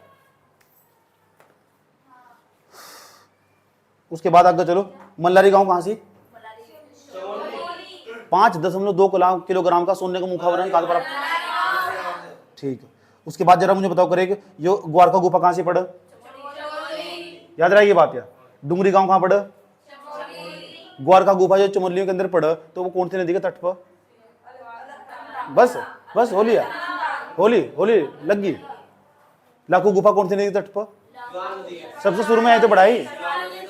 और फड़ कॉलोनी और पेट साल भी कौन सी नदी के उसके प्रभाग क्षेत्र में है जहाँ। तो अब बताइए, अगर एक पेट साल की खोज किसने करी थी? और ये सोदर ये लाखों गुफा की एमपी जोशी ने लाखों गुफा की खोज कब करी थी? 1968 में। तो याद भी तो करना पड़ा भाई सर, ऐसा थोड़ा ही हो जा। अच्छा ये बताओ भीमबेटका कहाँ पड़ा? मध्य प्रदेश में। ठीक है, अब देख फटाफट नजर मारेंगे। सफेद रंगीन चित्र पर आप कहां से प्राप्त हुए? सफेद रंगीन, जल्दी फटाफट, सफेद रंगीन चित्र कहां से प्राप्त हुए? चिमनी।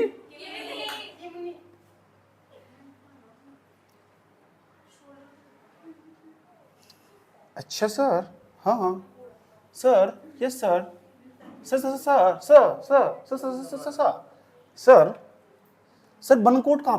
कितने हो गए? 5 हो गए, 6 हो गए, 7 हो गए यार? 7 हो गए होंगे। अच्छा 7वां बनकोट, बनकोट। अच्छा ये बताओ, जब हम सुन लो, ऐसे ही हम जब भारत का इतिहास पढ़ा, वहां भी तो ऐसे ही स्थल पढ़ा, पढ़ते नहीं? सबसे पहला स्थल बताओ जहां तो कुल्हाड़ी मिली थी? अतिपक्करम, जैसे हैंडेक्स मिली थी भारत के, हैंडेक्स। अतिपक्करम कहां पड़ा? तमिलनाडु के अंदर, जहां लंबवत खुदाई करी गई थी। याद है ना तुम्हारे? गुड। बनकोट बताओ कहां पड़ा? बनकोट, पिथौरागढ़, पिथौरा। अच्छा, जब बनकोट की बात आई गई, सर बनकोट से रिलेटेड और बात बताओ ना प्लीज, जो हमारे याद हो जा। बताओ बनकोट से रिलेटेड और क्या क्या बात है, जल्दी बताओ। 8 तांबे की, बड़ी इंपॉर्टेंट बात है, याद रखना बात। या 8 तांबे की मानव आकृतियां प्राप्त हुई। 8 तांबे की मानव आकृतियां प्राप्त हुई यहां से। अच्छा सर और बताओ ना इंपॉर्टेंट फैक्ट यहां से। किसकी खोज हुई थी? इसकी, बनकोट की। बनकोट की खोज हुई थी 1800, बहुत पुराना होगा। उसके बाद बताओ और कुछ खास बात है इसकी सर? ये बड़ी इंपॉर्टेंट बात है, हमारे 4-5 किलोमीटर की दूर बहादुराबाद का भी नाम आएगा। बहादुराबाद, बहादुराबाद काजल का फेवरेट स्थान है। पिप्पल के पास के हिंदे मिली, पिप्पल 20 कदम दूर चले गए ना, हिंदे मिले, इस तरह ऐसे साक्ष्य बिल्कुल प्राप्त हुए। तुझे नहीं पता? बाल सदन के पीछे को चले जाओ ना, पल्ले तरफ को जाकर।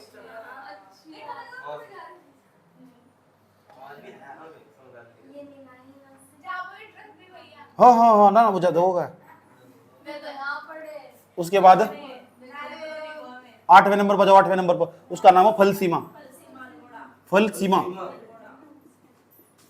फलसीमा कहां पड़ेगा? अल्मोड़ा के अंदर। अभी बताओ करे क्या बैठा तू? इसमें कुछ खास बात है? मानव योग करते हुए, इसका मतलब पुराने वाला जो मानव था ना, योग भी जानता था। योग करा तुमने आज तक किसी ने? करेंगे तुमने योग की? तुम एक ध्यान से करता हूँ, देखो कितना रिलैक्स होता है योग। योग महसूस करके कितना रिलैक्स होता है। 1 मिनट रुक जाओ।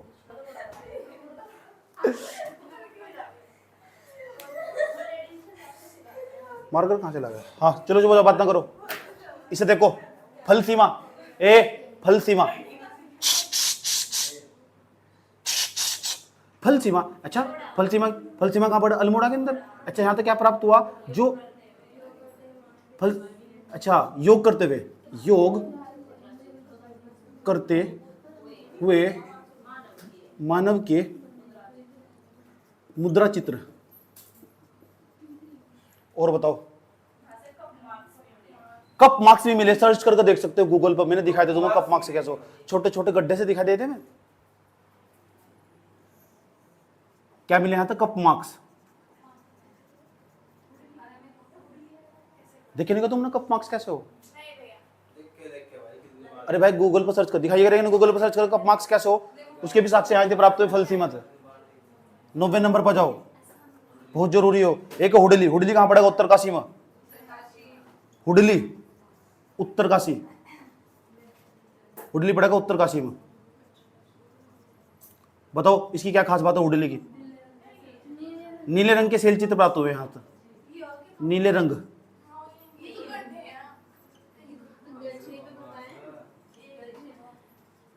नीले रंग के शैल चित्र यहाँ तक प्राप्त हुए। बताओ यहाँ तक समझ समाप्त हुए नहीं हुए? बताओ प्राप्त हुए नहीं? सब होगा नहीं होगा? वन कोट कहाँ पड़ेगा? क्या मिला यहाँ तक? 8 तांबे की मानवा करते। वन कोट की खोज 1889। ऐसे ही साक्ष्य कहाँ से मिले? भादराबाद। भादराबाद कहाँ पड़े भाई जी? घर के पास। उसके बाद फल सीमा कहाँ पड़े? अल्मोड़ा में। यहाँ योग करते मानव के साक्ष्य मिलेंगे। फल सीमा ये क्या है? One coat. कौन सा कोट? वन कोट कहाँ सी? पिथौरागढ़ में। फल सीमा उडली, उडली यहाँ देख लो, उत्तरकाशी। नीले रंग के शैल चित्र प्राप्त हुए। नीले रंग को पत्थर बने हुए, पत्थर पर जो नीले रंग के चित्र बना रखे। अच्छा नीला रंग कैसे बनाया होगा? नीले बना दिया और नीली खेती तरह होंगे यार, ऐसा हो सकता है? कुछ भी अंदाजा लगा लो। इतनी बात बताओ समझ में ही नहीं आई। ये प्रागैतिहासिक काल खत्म हुआ। हेलो हेलो, प्रागैतिहासिक काल खत्म हुआ, बोलो स्वाहा। अब क्या पढ़ने हैं? कुछ नोट करना नहीं, सब नोट्स में लिखा हुआ। दांत तो दिखा रहे बैठे हुए यहाँ से। कौन सा काल हो? अर्धैतिहासिक काल क्या हो? क्या हो अर्धैतिहासिक काल? जैसा जैसा सिंधु घाटी सभ्यता के समय। अच्छा, सिंधु घाटी सभ्यता में ऐसा क्या मिलेगा? बता। हाँ, तो बहुत सारे ग्रंथ भी प्राप्त हुए, ठीक। और उसमें ना जो बातें लिखी हुई, स्क्रिप्ट लिखी हुई, और उन स्क्रिप्ट में लिखा हुआ क्या है, कहना क्या चाह रहे थे। आज के समय, आज का जो समाज है ना, वर्तमान समय का जो समाज हमारे पास मौजूद है, उसे क्या सीख देना चाह रहे थे हमें, उसे हम समझने में विफल रहे हमेशा, ठीक। लेकिन कोई बात नहीं, कोई तो समझेगा ना, कोई तो पढ़ेगा, और जो भी पढ़ेगा गलत ही पढ़ेगा। सही बात है, ठीक। ऐसा मान कर चलो।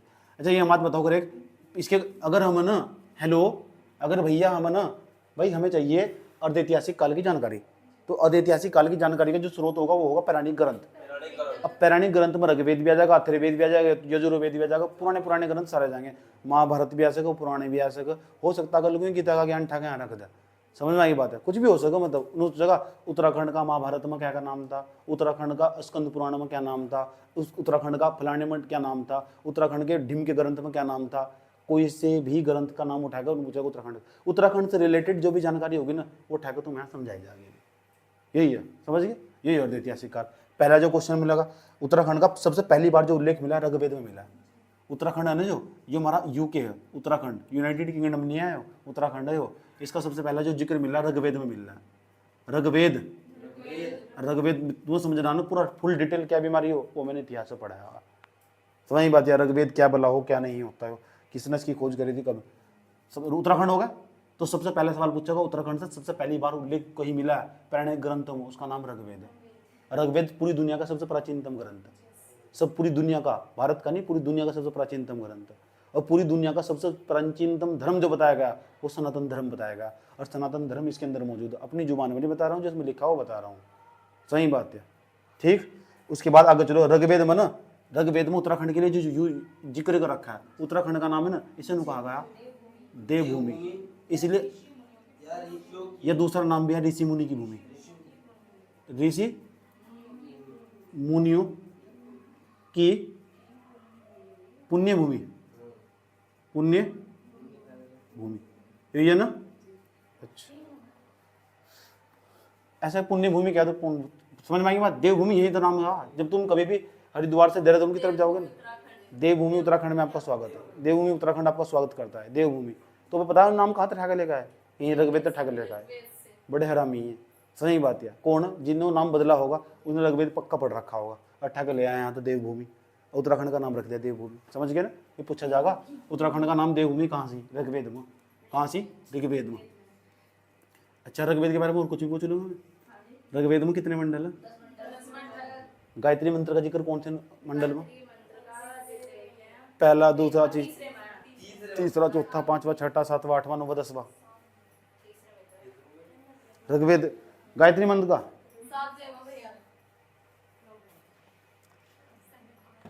और जो पहला मंडल किन्ने जोड़ा और 10वां मंडल किन्ने जोड़ा ऋग्वेद में? दूसरा किन्ने जोड़ा, तीसरा किन्ने जोड़ा, 8वां किन्ने जोड़ा? चलो रहने देते ना, तुम्हारी जानकारी नहीं। कोई बात नहीं, आ जाओ आ जाओ आ जाओ जाओ, कोई बात नहीं है।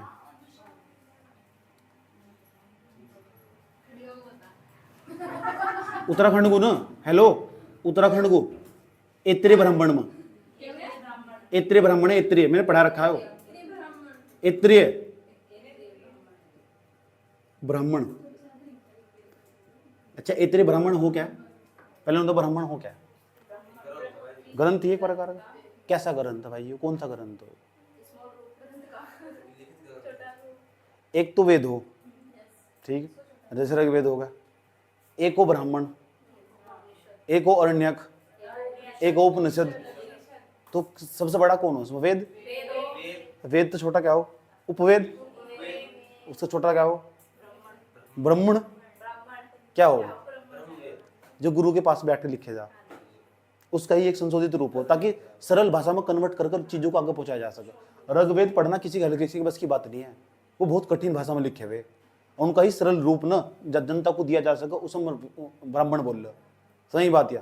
तो ये ब्राह्मण है, इतने ब्राह्मण है, उसके अंदर ना उत्तराखंड का नाम बताया गया, इतना ही हमारे काम का। और उत्तराखंड का नाम ही तो बताया गया, उत्तराखंड का नाम बताया गया। और उत्तराखंड का जो नाम बताया गया ना, उत्तराखंड का उत्तर का कुरु कहा गया, उत्तर का कुरु ये कहा गया, उत्तर का कुरु, गुरु नहीं कुरु। ये बड़ी अच्छी बात है। इतनी बात बताओ समझ में नहीं आई? एक और ब्राह्मण हमारे पास, उसका नाम पता क्या है? उसका नाम है कोत्सकीय। क्या नाम है? कोशितिकीय ब्राह्मण। इसमें क्या बताया गया? बताओ उत्तराखंड को क्या बताया? वाक देवी का निवास स्थान, वाक देवी का निवास स्थान बताया गया। बताओ इतनी बात समझ में आई? निवास स्थान नोट्स में सब लिखा हुआ। इतनी बात बताओ समझ में आई नहीं आई? कोई प्रॉब्लम यहां तक? ब्राह्मण ग्रंथ में, अगर ब्राह्मण ग्रंथ पढ़ोगे, कौन सा ग्रंथ पढ़ोगे? देख लो, तीन ग्रंथ के नाम बताए मैंने। ब्राह्मण ग्रंथ, ब्राह्मण ग्रंथ में ना पता क्या बताया गया? ऐसा बद्रीनाथ। वैसे बद्रीनाथ कहाँ पढ़ा? बद्रीनाथ पढ़े चमोली के अंदर। इतनी बात बताओ समझ में नहीं आई? 4-5 क्वेश्चन बोर्ड पे लिखे हुए, बड़े इंपॉर्टेंट। बताओ उत्तराखंड का कौन सा काल पढ़ रहे? पहले बताओ। अर्ध ऐतिहासिक काल का जो इतिहास का स्रोत होगा वो कौन से ग्रंथ होंगे? पौराणिक ग्रंथ में कोई पुराणी भी हो सके, कोई ब्राह्मण भी हो सके, कोई उपनिषद भी हो सके। सही बात या? हो सकता अरण्यक भी हो सके। क्या हो सके? ये सब ग्रंथों के नाम है।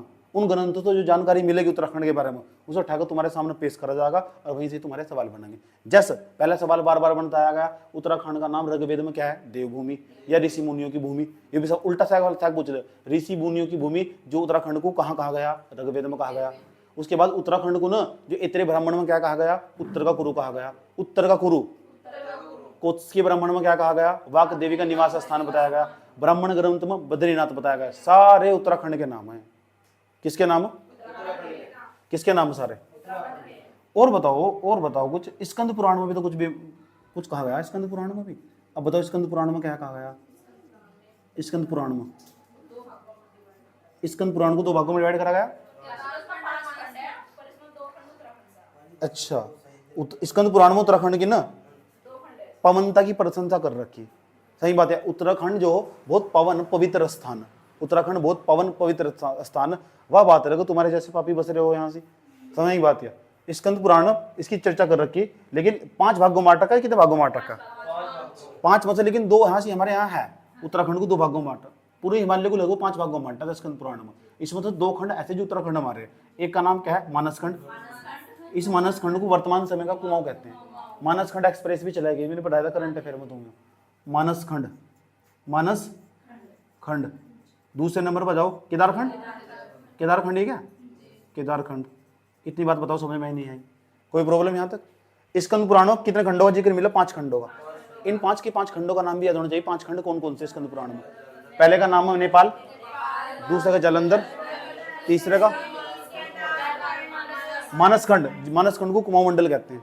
उसके बाद है केदारखंड, जिसे गढ़वाल मंडल कहते हैं। और तीसरे नंबर का कश्मीर। याद रहेगी बात? एक तो नेपाल होगा, जालंधर होगा, उसके बाद कश्मीर होगा, केदारखंड, मानसखंड। केदारखंड में कितने जिले आते हैं वर्तमान समय में? 7, जो गढ़वाल के 7 जिले, जिसे गढ़वाल मंडल कहते हैं। और मानसखंड में 6 जिले, लगभग इतना मान लो तुम। समझ में आई बात है? ये सर नो? कोई प्रॉब्लम? जो बोर्ड पर लिखे हुए सारे फैक्ट याद हो गए, इतना पता होना चाहिए बच्चे को। Common sense. ऋग्वेद कहाँ कहा गया? ऋग्वेद कहीं नहीं कहा गया, ऋग्वेद कहीं नहीं कहा गया। ऋग्वेद में उत्तराखंड को देव की भूमि कहा गया, देवभूमि जिसे कहा गया। ऋषि मुनि भूमि कहाँ कहा गया? ऋग्वेद में। उत्तर का कुरु कहाँ कहा गया? ऐत्रेय ब्राह्मण। वाक देवी का निवास स्थान कहाँ बताया गया? बद्रीनाथ कहाँ का बताया गया? स्कंद पुराण में उत्तराखंड को कितने भागों में बांटा गया? वैसे तो 5 भागों में बांट रखा था, लेकिन उसे हम हटा देंगे 5 को, ठीक है ना। देखो हमें 2 काम की, तो मानस खंड, एक केदारखंड। कहाँ बताया गया? स्कंद पुराण में। याद हो गए? मिटा दूं पक्का? अब देखो तुम्हें कैसी बात लगाता हूँ, बताइए कर। एक ऋग्वेद के अंदर क्या कहा गया? ऋग्वेद के अंदर 2 नाम बताएगा उत्तराखंड के। ऐत्रेय ब्राह्मण में देख क्या कहा गया? कोश के ब्राह्मण में देखो क्या कहा गया? ब्राह्मण ग्रंथ में बताइए क्या कहा गया? स्कंद पुराण में 5 खंडों जिक्र मिला नहीं मिला? 5 का नाम बताओ कर। एक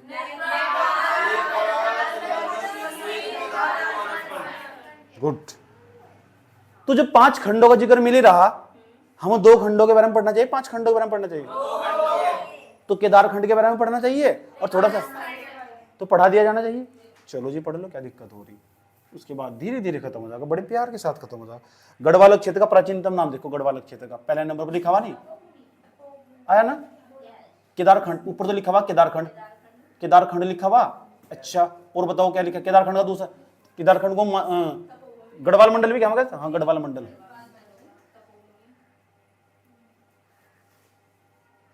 पहले नंबर पर जाओ, पहले नंबर पर देखो गढ़वाल क्षेत्र के प्राचीनतम नाम क्या क्या है। ठीक, याद करवाने जा रहा हूं मैं। ठीक, अब लिखवाऊंगा मैं, याद करवाऊंगा तुमसे, तुमसे सुनूंगा भी जल्दी फटाफट तेज स्पीड से। तपोभूमि किसका नाम है गढ़वाल मंडल का? केदारखंड, बद्रिकाश्रम, बद्रीनाथ। ध्यान तो समझ लो अच्छे तरीके से। तपोभूमि, केदारखंड, बद्रिकाश्रम, बद्रीनाथ। बड़ी इंपॉर्टेंट बात है दूसरी जनरल में जो लिखी हुई नोट्स के अंदर। ठीक, नोट्स बड़ा काम का है, देख लो ध्यान लगा के अच्छे तरीके से। केदारखंड में ना जो गढ़वाल क्षेत्र की लंबाई है बताई गई, पता कितनी बताई गई लंबाई? और लंबाई बताई, चौड़ाई बताई गई। एक तो बताई गई लंबाई बताई गई, पता कितनी? 50 योजन। देखो तुमने कहा 50 सेंटीमीटर 50 मीटर इस तरह का, तो वहां योजन चला था पहले, योजन। तो केदारखंड की लंबाई कितनी बताई गई? 50 योजन। चौड़ाई कितनी बताई गई? 30 योजन। तो लंबाई चौड़ाई दे रखी नहीं दे रखी? तो कितनी दे रखी? 50 और 30। अब उन्हें बताओ केदारखंड कहाँ तक फैला हुआ था? केदारखंड है जो ये केदारखंड, यहाँ तो इधर जाओगे तमसा नदी, यहाँ तमसा को टोंस भी क्या होगा? टोंस भी क्या होगा? इधर यहाँ चमोली के पास चले जाओ, कौन सी नदी जा रही है? क्या नाम बताओ उसमें? अलकनंदा का? अच्छा बुधांचल पर्वत श्रेणी तक, बुधांचल पर्वत श्रेणी, बुधांचल पर्वत श्रेणी। अच्छा इनके बीच का जो क्षेत्र है ना, ये पूरा का पूरा क्या कहलाता था? केदारखंड। ये पूरा केदारखंड कहलाता था। याद रखिए बात है। कौन कौन सा? तमसा नदी होगी, तमसा नदी, टोंस नदी कहाँ पर? देहरादून। तो देहरादून से लेकर यहाँ चमोली तक के बीच का जो क्षेत्र है ना, पूरा का पूरा ये केदारखंड कहलाता था। और वर्तमान समय का गढ़वाल मंडली जो कहते हैं और क्या कहते हैं? क्यों जी बात समझ में नहीं आ रही? ठीक, ये तमसा नदी नहीं है क्या? ये बुधांचल पर्वत श्रेणी है क्या? ये चमोली के आसपास का इलाका नहीं है क्या? और ये तमसा नदी और इसके दोनों के बीच का जो क्षेत्र केदारखंड नहीं कहलाता क्या? केदारखंड को हम वर्तमान समय गढ़वाल मंडल नहीं कहते क्या? ये सर नो नहीं है क्या? आगे पढ़ो।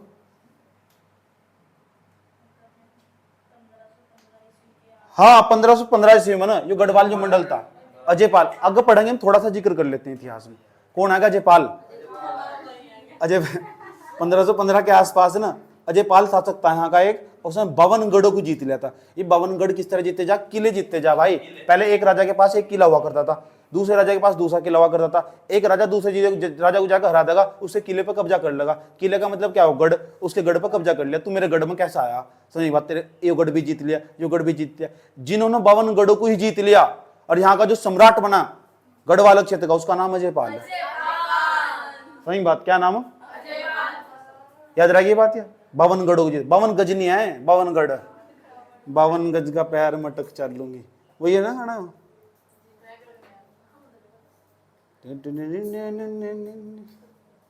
नेक्स्ट, ऋग्वेद के अनुसार, हाँ सुन लो ध्यान लगा और बताओ करेगी इसके। ऋग्वेद के अनुसार ऋग्वेद क्या कह रहा है? ऋग्वेद कुछ कह रहा। हेलो, ऋग्वेद पता क्या कह रहा? ऋग्वेद यूं कह रहा है बद्रीनाथ के पास ना गणेश, एक तो गणेश होगी, गणेश गुफा होगी बद्रीनाथ के पास। और कौन सी? नारद होगी। 3-4 गुफा, नारद मुचकुंद गुफा, मुचकुंद गुफा, एक व्यास गुफा, एक स्कंद गुफा, स्कंद गुफा। याद रखनी बात ही है, ये सारी कोई सी भी गुफा पूछी जाए कौन सी गुफा कहां से मौजूद है, गणेश गुफा होगी, नारद गुफा होगी, मुचकुंद गुफा होगी, व्यास गुफा होगी, स्कंद गुफा होगी। ये सारी की सारी गुफा बद्रीनाथ में स्थित है। अब बद्रीनाथ कहां से, चमोली में। और ये पूरा का पूरा गढ़वाल क्षेत्र में होता। गढ़वाल क्षेत्र मतलब केदारखंड के अंदर, समझ गए। नेक्स्ट पढ़ो। खास बात क्या है इसकी, यही तो वैदिक ग्रंथों की रचना हुई, यही तो बैठ के वैदिक ग्रंथ लिखे गए, यही तो बैठ के ये ऋग्वेद फलाना वेद लिखे गए। सही बात है, वैदिक ग्रंथों की रचना यही हुई। अच्छा जी, हाँ। देवप्रयाग नाम सुना है देवप्रयाग का? ये देवप्रयाग कहाँ पड़ा पहले उन्हें बताओ। देवप्रयाग पड़ेगा टिहरी में। यहाँ ना भगवान श्री राम का मंदिर है जिसे रघुनाथ मंदिर के नाम से जाना जाता है। कई बार पेपर में सवाल पूछ रखा है। रघुनाथ मंदिर कौन सा? रघुनाथ मंदिर। अगर पूछा जाए रघुनाथ मंदिर कहाँ सी, तो रघुनाथ मंदिर वही मंदिर भगवान श्री राम का, लक्ष्मण का हो, तो श्री राम का मंदिर है कहाँ सी? देवप्रयाग के अंदर। नेक्स्ट चलो आगे। हाँ, लक्ष्मण जी ने तपस्या करी। टिहरी के अंदर पड़ा तपोवन। टिहरी क्या पढ़ो? तपोवन। तपोवन, तो यही बैठकर ना लक्ष्मण जी ने तपस्या करी तपोवन के अंदर। ये भी सवाल पूछा गया कि लक्ष्मण जी ने बैठकर कहाँ तपस्या करी थी? टिहरी के तपोवन के अंदर। अभी सारे सवाल पूछूंगा तुमको। चलो बताया करें मुझे गढ़वाल क्षेत्र कहाँ तक था? गढ़वाल क्षेत्र नहीं, केदारखंड। गणेश गुफा कहाँ सी? मुचकुंद गुफा, स्कंद गुफा। वैदिक ग्रंथों की रचना कहाँ हुई? चमोली में। चमोली में कहाँ सी? बद्रीनाथ में। इन गुफाओं में बैठकर गणेश जी को ज्ञान दिया था या गणेश जी ने ज्ञान दिया था? किसने दिया था? मतलब भगवान वाले चैप्टर भी कमजोर है सारे। ये सुबह से लेकर शाम तक आरती उतारती फिर जाओ। वेद व्यास किसने दिया था? किसने दिया था ज्ञान? वेद व्यास ने किसे ज्ञान दिया था? भगवान गणेश को दिया था या गणेश जी ने दिया था? क्या ज्ञान दिया था?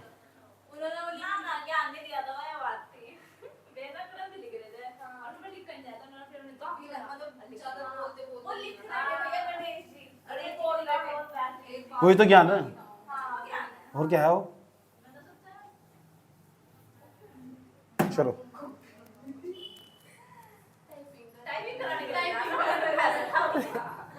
गणेश जी उन्होंने कहा टाइपिंग कर दो।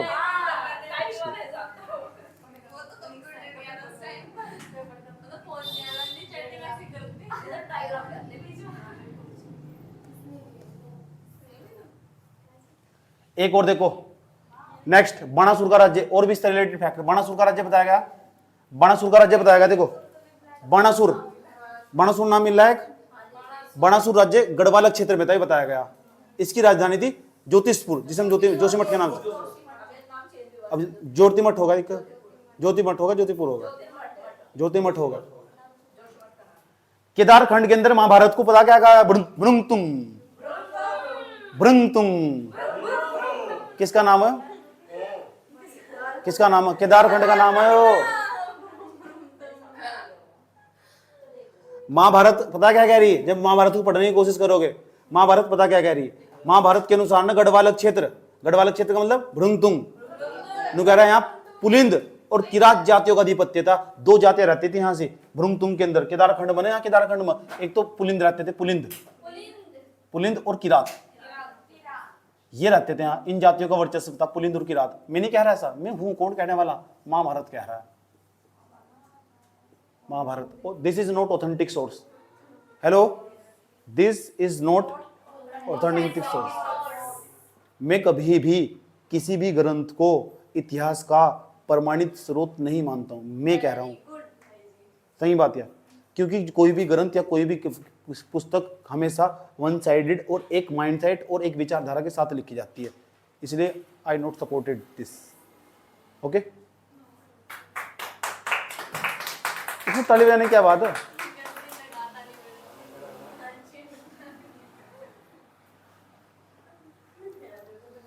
नेक्स्ट, पुलिंद राजा सुबाहु की राजधानी थी श्रीनगर। क्या राजधानी थी? ये भी पूछा गया। पुलिंद राजा था एक सुबाहु। किसकी बहू? सुबाहु। राजधानी क्या थी? श्रीनगर। महाभारत के युद्ध में ना पांडवों की ओर से लड़ा था यो सुबाहु। महाभारत का युद्ध हुआ था, महाभारत की जानकारी मिल ली, सही बात है। अब महाभारत सही है गलत है? महाभारत हकीकत, ये एक काल्पनिक कहानी।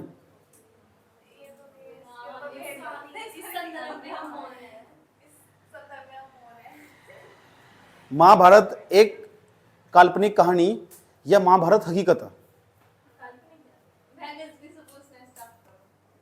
इसे लेकर हमेशा डिबेट रही समाज में, बड़े बड़े इतिहासकार इस पर डिबेट करते रहे, लेकिन आज तक भी जो भारत का पुरातात्विक विभाग है ना, हेलो, पुरातात्विक विभाग ने आज तक भी महाभारत को इतिहास का हिस्सा नहीं बनाया।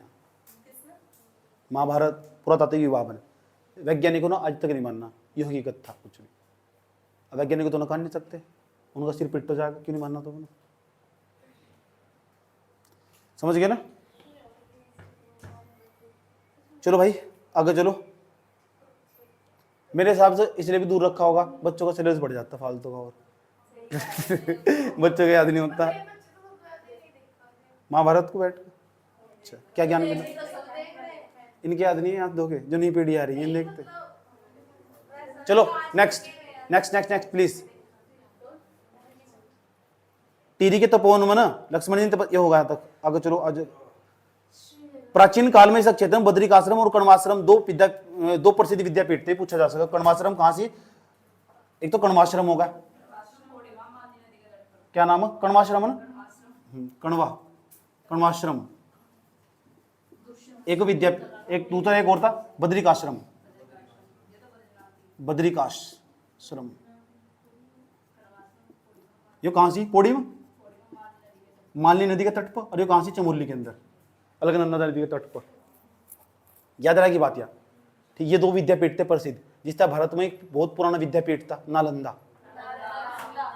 नालंदा विश्वविद्यालय, अब बना ना, ठीक। अब यहां से उत्तराखंड में थे दो विद्यापीठ प्रसिद्ध, लोग दूर दूर तक पढ़ने आते थे। एक तो कण्वाश्रम था, एक बद्रिकाश्रम। ये बड़ी अच्छी खास बात है। ये मैं नहीं कह रहा, पुराण ग्रंथ कह रहे। पुराण ग्रंथ तो पुराण ग्रंथ ही हो। आगे पढ़ो। खसों के समय में, खस जाती थी क्या? खसों के समय में गढ़वाल क्षेत्र में बौद्ध धर्म का प्रचार प्रसार हुआ। ये कई बार पूछा गया। उत्तराखंड है हमारा, उत्तराखंड के अंदर बौद्ध धर्म था। जो ये बौद्ध धर्म का प्रचार प्रसार कब हुआ? बौद्ध धर्म किसके समय में हुआ? खसों के समय में। खस जनजाति थी कि खस, याद रहेगी बात है। नेक्स्ट और पढ़ा। महाभारत में देवप्रयाग को एक नाम कहा गया। देवप्रयाग का नाम बताएगा समस्त तीर्थों का शिरोमणि, सारे पाप का विनाश हो जाएगा तुम्हारा। जाओ लगाओ डुबकी, ठीक। महाभारत में श्रीनगर को सुबाहुपुर व सिरे क्षेत्र बताया गया। बताओ श्रीनगर का नाम बताया गया? श्रीनगर कहां से पड़ा? पौड़ी में नहीं पड़ता। क्या बताया गया? सुबाहुपुर और सिरे क्षेत्र बताया गया। ऋग्वेद के अनुसार इस क्षेत्र के पाणा गांव, जिसे माणा गांव के नाम से जानते हो, वही क्या? परले के बाद सब ऋषियों ने अपने प्राणों की आहुति दी थी। यहां से छोड़ दो, कोई दिक्कत नहीं आता। समझ आई बात है? अब आया मानस खंड। अभी हमने केदार खंड के बारे में पढ़ा। कितना फैक्ट था जितना किसके बारे में पढ़ा? केदार खंड के बारे में। अब हम किसके बारे में पढ़ेंगे? मानस खंड के बारे में। किसके बारे में? मैं 5 मिनट दे रहा हूं दोहराने के लिए, तो फटाफट केदार खंड दोहरा लो, कुछ भी पूछ सकता हूं उसमें। तो हो गया यहां तक, केदार खंड समाप्त हुआ। अब आ जाओ मानस खंड पर। नोट्स में लिखा हुआ मानस खंड, मानस खंड। अब मानस खंड का दूसरा नाम बताओ क्या था? कुमाऊं क्षेत्र कह दो वर्तमान समय का। कुमाऊं क्षेत्र। अच्छा मानस खंड के बहुत सारे नाम है, प्राचीन नाम है बहुत सारे इसके, प्राचीन नाम। तो बताओ प्राचीन नाम क्या क्या इसके मानस खंड के? एक तो पूर्वांचल होगा। पूर्वांचल है क्या? अच्छा कुर्मांचल है। पूर्वांचल में तो क्या हूं? कुर्मांचल। अब मुझे लगा संस्कृत का शब्द है ना? ये संस्कृत का शब्द। उसके बाद बताओ उसमें तो और क्या सवाल बन सके? और भी नाम है इसके। कुरुमु की कहानी है, पता तुम्हें? बाद में बताऊंगा, जिले पढ़ाऊंगा। अगर क्या बोलते हैं हिंदी में? कुमाऊं बोलते हैं। चलो हो गया। तो कुर्मांचल होगा संस्कृत का, एक कुरुमु होगा इसका नाम। और बताओ इससे रिलेटेड क्या क्या सवाल पूछे जा सके? प्राचीन काल में चंपावत, पता कहाँ? चंपावत कहाँ था? कहाँ के आसपास का क्षेत्र था? प्राचीन काल में केवल चंपावत के आसपास के क्षेत्र को हम कुमाऊं बोलते थे। जो चंपावत के आसपास का क्षेत्र है ना, उसे क्या बोलते थे? कुमाऊं। जो चंपावत है ना, चंपावत के आसपास का क्षेत्र, आसपास का क्षेत्र, ये क्या कहलाता था? कुमाऊं। चलो उसके बाद अगर चलो फटाफट देते स्पीड। तो और क्या इंपॉर्टेंट है इसके अंदर? ये बड़ी इंपॉर्टेंट बात है, जो कुमाऊं है ना, कुमाऊं का सबसे ज्यादा उल्लेख कहां से? कुमाऊं का सबसे ज्यादा मात्रा में उल्लेख, कुमाऊं का सर्वाधिक उल्लेख कहां मिलेगा तुम्हें? सर्वाधिक सबसे ज्यादा उल्लेख मिलेगा तुम्हें, सर्वाधिक उल्लेख मिलेगा भैया स्कंद पुराण में। स्कंद पुराण, तो स्कंद पुराण के अंदर, तो स्कंद पुराण के अंदर सबसे ज्यादा उल्लेख मिलेगा तुम्हें कुमाऊं का। और बताओ कर, एक ब्रह्मा और कौन सा? प्लस वायु पुराण। इन दोनों के अंदर क्या क्या रखा है बताओ? क्या? कुछ जाति आती है यहां से, उन जातियों का नाम बता रखा है किरात, और किन्नर क्या रखा है? यक्ष क्या रखा है? एक तो किरात बता रखा है कि यहाँ बहुत सारी जातियां निवास करती थी इस क्षेत्र में कुमाऊं के अंदर। एक तो किरात रहा करते थे, यहाँ किन्नर रहा करते थे, किन्नर, यक्ष ये जनजाति रहा, और गंधर्व, और कौन? विद्याधर और नाग, ये जनजातियां रहा करती थी यहां से, है ना। और ये जातियां रहा करती थी यहाँ, निवास करती थी। इतना ही नहीं, जब इसके बारे में आए गए तो महाभारत में भी तो कुछ कह रखा है इसके बारे में। अब बताओ महाभारत में क्या क्या रखा है इसके बारे में?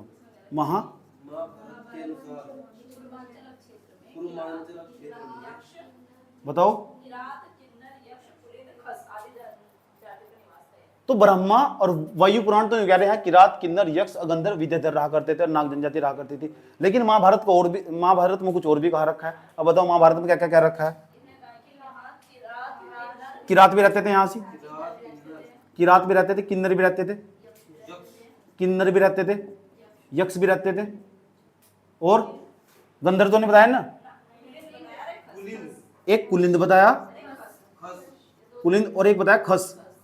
अब बताओ सही कौन सा? कुछ नहीं कह सकते ना, वो नहीं पूछना कौन सा सही है, वो नहीं पूछेगा तुमसे कहाँ कहाँ क्या क्या बताया गया। इसलिए इन तक कमी सवाल पढ़ना, कहाँ इसमें किसका जिक्र है, इसमें किसका जिक्र है। इसे तुम स्किप भी कर सको, इस वाले फैक्ट को स्किप भी कर सको, डोंट वरी। जहाँ विवाद हो ना वहाँ सवाल पूछता ही नहीं आयोग, उसे पता ना, फिर बच्चे सवाल खड़े करेंगे। आगे चलो, उसे सब पता। नेक्स्ट आगे चलो, जाखन देवी मंदिर, ठीक, जाखन देवी मंदिर कई बार पूछा गया। जाखन देवी मंदिर तो किसकी पुष्टि हो रही पता? यक्ष के निवास की पुष्टि हो रही। जाखन देवी मंदिर पूछा, ये पूछा जाखन देवी मंदिर कहां से? जाखन देवी का मंदिर, तो जाखन देवी का मंदिर, तो जाखन देवी का जो मंदिर है ना, ये पड़ा अल्मोड़ा के अंदर, ठीक। और यहां तक किसकी पुष्टि हो रही? यक्ष, यहाँ यक्ष जाति निवास करती थी, यक्ष जाति के निवास की पुष्टि हो रही। वे रहा करते थे यहाँ से किसी जमाने में। यस और नो? क्या पढ़ा हमने? मानसखंड तो संबंधित जो भी फैक्ट थे वो सारे बता दिए गए तुम। और आगे चलो, कुछ नोट में लिखवा रखा, कुछ और भी तो है ना, कुमाऊं क्षेत्र में बेनीनाग, धोल नाग, काली नाग, पिलंग नाग, खरी नाग, बासुकी नाग, इन नाम ही पूछ ल। नाग देवता के मंदिरों की उपस्थिति प्राचीन काल में नाग जाति के निवास स्थान को प्रमाणित करती है। नोट में लिखा हुआ नहीं, क्या लिखा हुआ? इससे पता लग रहा है हाँ इस क्षेत्र में नाग जाति भी रहा करती थी। कौन सी जाति? इन सभी मंदिरों में बेनी नाग और बिनाग पिथौरागढ़ में स्थित है। ये इंपोर्टेंट है, पूछा हुआ। एक तो बेनी नाग, कौन सा? एक तो बिनाग, दो नाम बताए मैंने तुम्हें। एक तो बताया, कौन सा बताओ? बेनी नाग,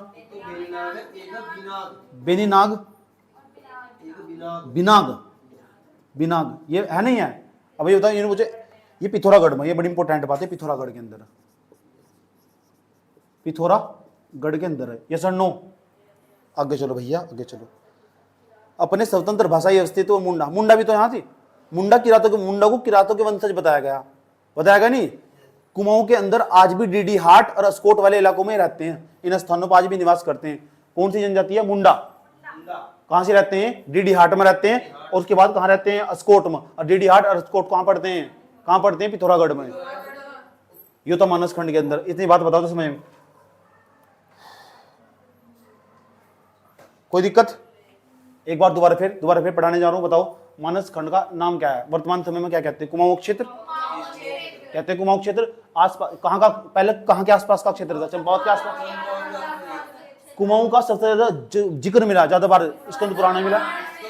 ब्रह्मा पुराण, वायु पुराण और या महाभारत पढ़ लो। यहाँ किरातों का, किन्नर का, यक्ष का, गंधर्व, विद्याधर, नाग, ये सारी जातियां यहाँ रहा करती थी मानस खंड वाले इलाके में, कुमाऊं वाले इलाके में। ये किरात, किन्नर, यक्ष, कुलिंद, खस, ये सब महाभारत बता रहा। समझ बात, इसलिए इन तो दोनों तो सवाल पूछने का नहीं, स्किप कर सको। जाखन देवी का मंदिर अगर अल्मोड़ा के अंदर जाकर देखोगे, वहां तो इस बात की पुष्टि मिलती है, प्रमाण मिलती है कि यहाँ किसी जमाने में यक्ष जाति रहा करती थी। यस और नो? बताओ, इतनी बात समझ में नहीं आई? बेनी नाग और जो बी नाग है ना, यहाँ तो पता लगा बहुत सारे नाग नाग नाग नाग, इस लगा नाग जाति का भी यहाँ वर्चस्व था किसी जमाने में। और जो बेनी नाग और जो बी नाग, ये पिथौरागढ़ में पढ़ते हैं, ये भी पूछा जा सकता है पेपर में सवाल, क्योंकि प्राचीन काल का जब इतिहास पढ़ोगे तो वहां तो सिर्फ लोकेशन महत्वपूर्ण हो, कौन सी चीज कहाँ स्थित है। समझ बात, जो चीज जिस चीज पर हमेशा विवाद रहा हो ना, डिस्प्यूट रहा हो, उसे हमेशा डिनाई कर चलने वाला जो आयोग होगा, वहां तक कम सवाल निकल लगा। आज तक चाहे सारे सवाल जाकर देख लो। यस और नो? ठीक। राजा रूजा के नाम रटने की कोई जरूरत नहीं है, सही में ना, उनका सनपन्न रटने की कोई जरूरत है। जहां तक बताऊंगा बस इतना, इतनी बात बताओ। नेक्स्ट आगे चलो। उत्तराखंड के प्रमुख लेख लिखा हुआ ना, उत्तराखंड के प्रमुख लेख, और उत्तराखंड के प्रमुख लेख में आ जाओ। राज्य में देखो विभिन्न स्थलों से कई प्रकार के शिलालेख मिले। इन शिलालेख का मतलब क्या? पत्थर गड़वा दिया उनकी किसी राजा ने, उस पर कुछ लिखवा दिया होगा, जैसे कालसी का शिलालेख। और वो जो लिखवाया हो ना, वो बातें भी बड़ी इंपॉर्टेंट की हो। किन्नो लेख गड़वाया, वो भी इंपॉर्टेंट का। किसने उस लेख को पढ़ा, वो भी इंपॉर्टेंट। तो उस रिलेटेड सारी चीजें इंपॉर्टेंट हो जाए। इसे हटा दूंगा यहाँ तो, पहले नहीं बताओ। आ जाओ, खत्म होने वाला है ये अधैतिहासिक काल। भाई मेहनत तो करनी पड़े, बिना मेहनत के थोड़ा ही कुछ हो जा। नेक्स्ट,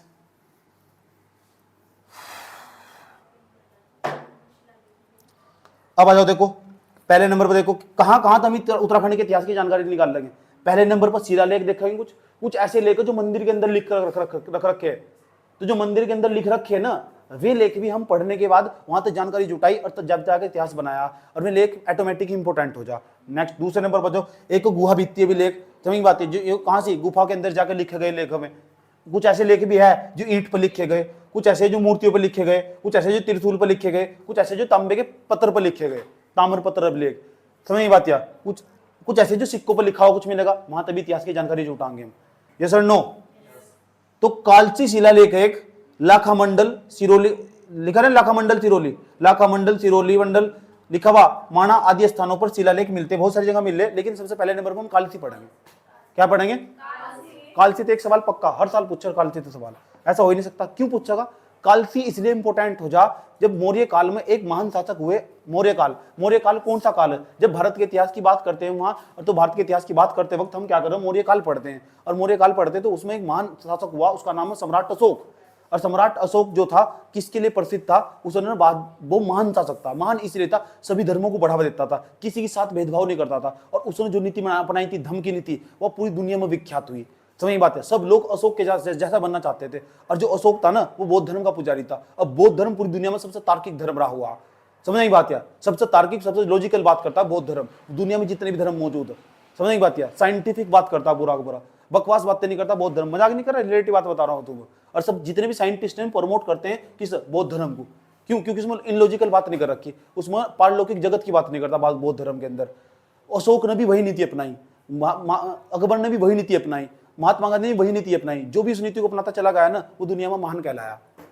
ये बौद्ध धर्म की खास बात थी। चलो छोड़ दो, अब आ जाओ पॉइंट की बात पर। अब पॉइंट की बात पा जाए तो जो ना कालसी शिलालेख, ये क्यों लिखवाया था? सबसे उत्तर में गढ़ा गया एक अभिलेख था, ये अशोक ने इसलिए लिखवाया था। देखो उस टाइम पे पता क्या हुआ करता था? कालसी शिलालेख की खास बात सुन लो। उस टाइम पे एक कम्युनिकेशन करने के लिए कुछ है तो है था नहीं, संवाद कर देते, फोन करके बता देते, सोशल मीडिया पे फैला देते चीजों को। तो कैसे करते? कुछ तो करते। तो अपनी सूचना को पहुंचाने के लिए क्या करते थे? पत्थर गाड़ देते थे। और राजा बताता, देखो मैंने इस राज्य में ये काम करवाया।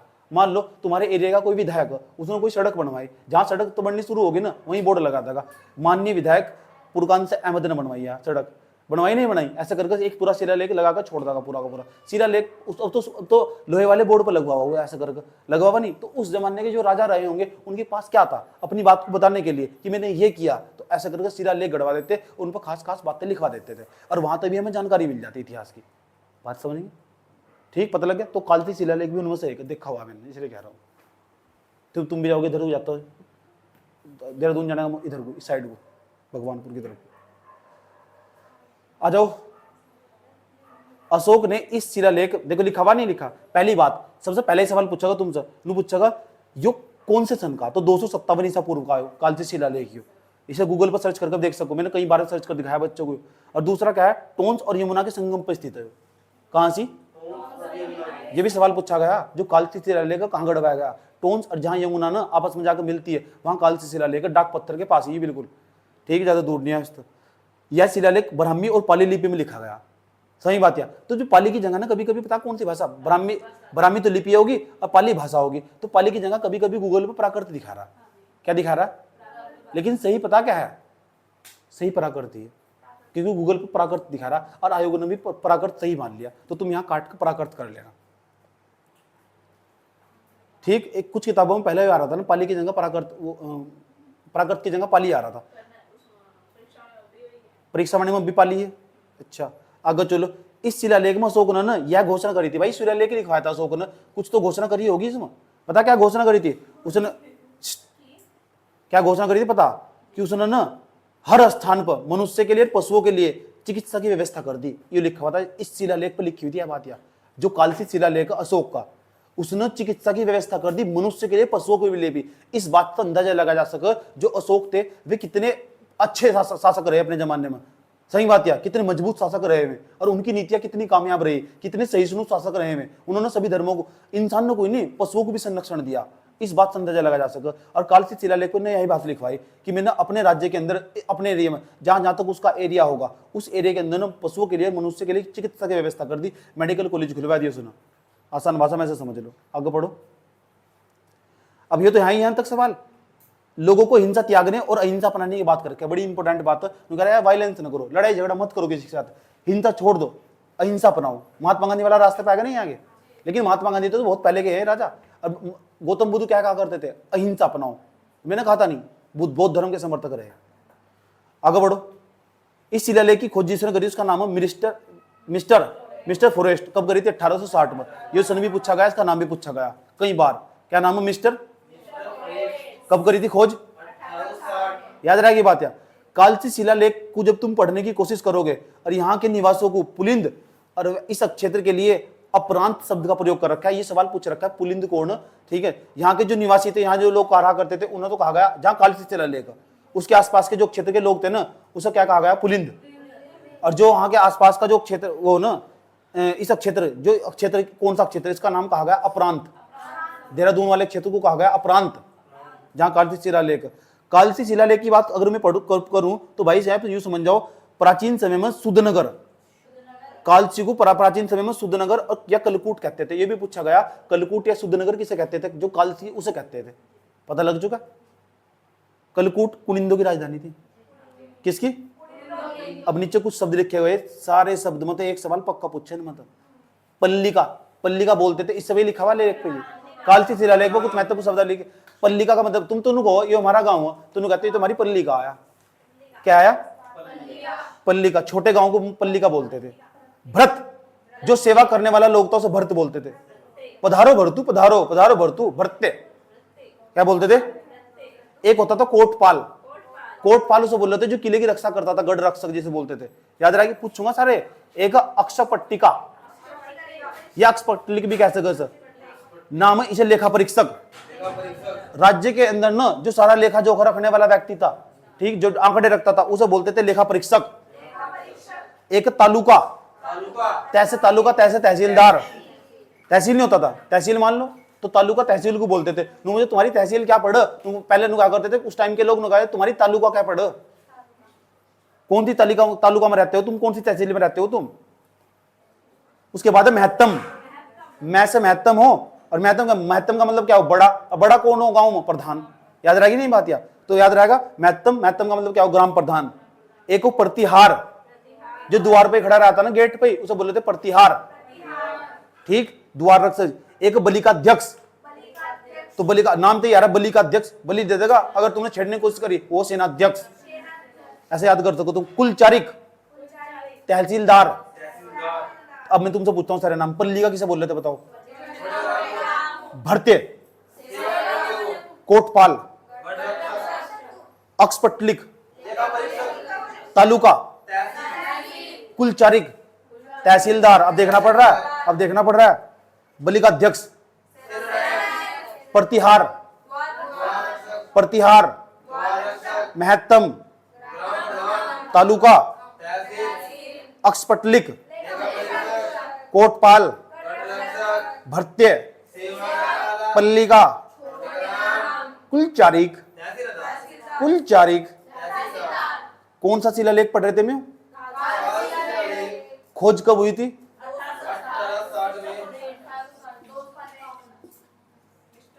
कब का? कौन से सन का शिलालेख? इसे किसने पढ़ा था? पढ़ा था ना, जेम्स स्पेन से अपने पढ़ा था सर। इसमें लिखा हुआ नहीं हो, पढ़ना लगो खोज लगो। खोज किसने करी थी? मिस्टर फॉरेस्ट, 1860 में करी थी। 1860 की बात याद आ गई। आईपीसी की धारा इसमें बनाई थी 1860 में, इंडियन पेनल कोड की धारा। अभी हम यहीं तक रख दे, अभी ना हम अभी हम यहीं तक रखते हैं। प्रागैतिहासिक काल, अर्धैतिहासिक काल समाप्त कर दिया। जिसका समाप्त हो गया होगा, यहां तक पढ़ने के बावजूद यूट्यूब पर जाकर एमसीक्यू क्वेश्चन लगाओ, जब जाकर और भी निखार आगा। 2-4 नए फैक्ट मिलेंगे, अपने नोट्स में ऐड कर लो, खेल खत्म इसका। इतना ही पढ़ लो। अब हम कौन सा पढ़ेंगे? प्राचीन काल का इतिहास, कुनिंद राजवंश, पौरव राजवंश, कार्तिकेय राजवंश। बोलो स्वाहा।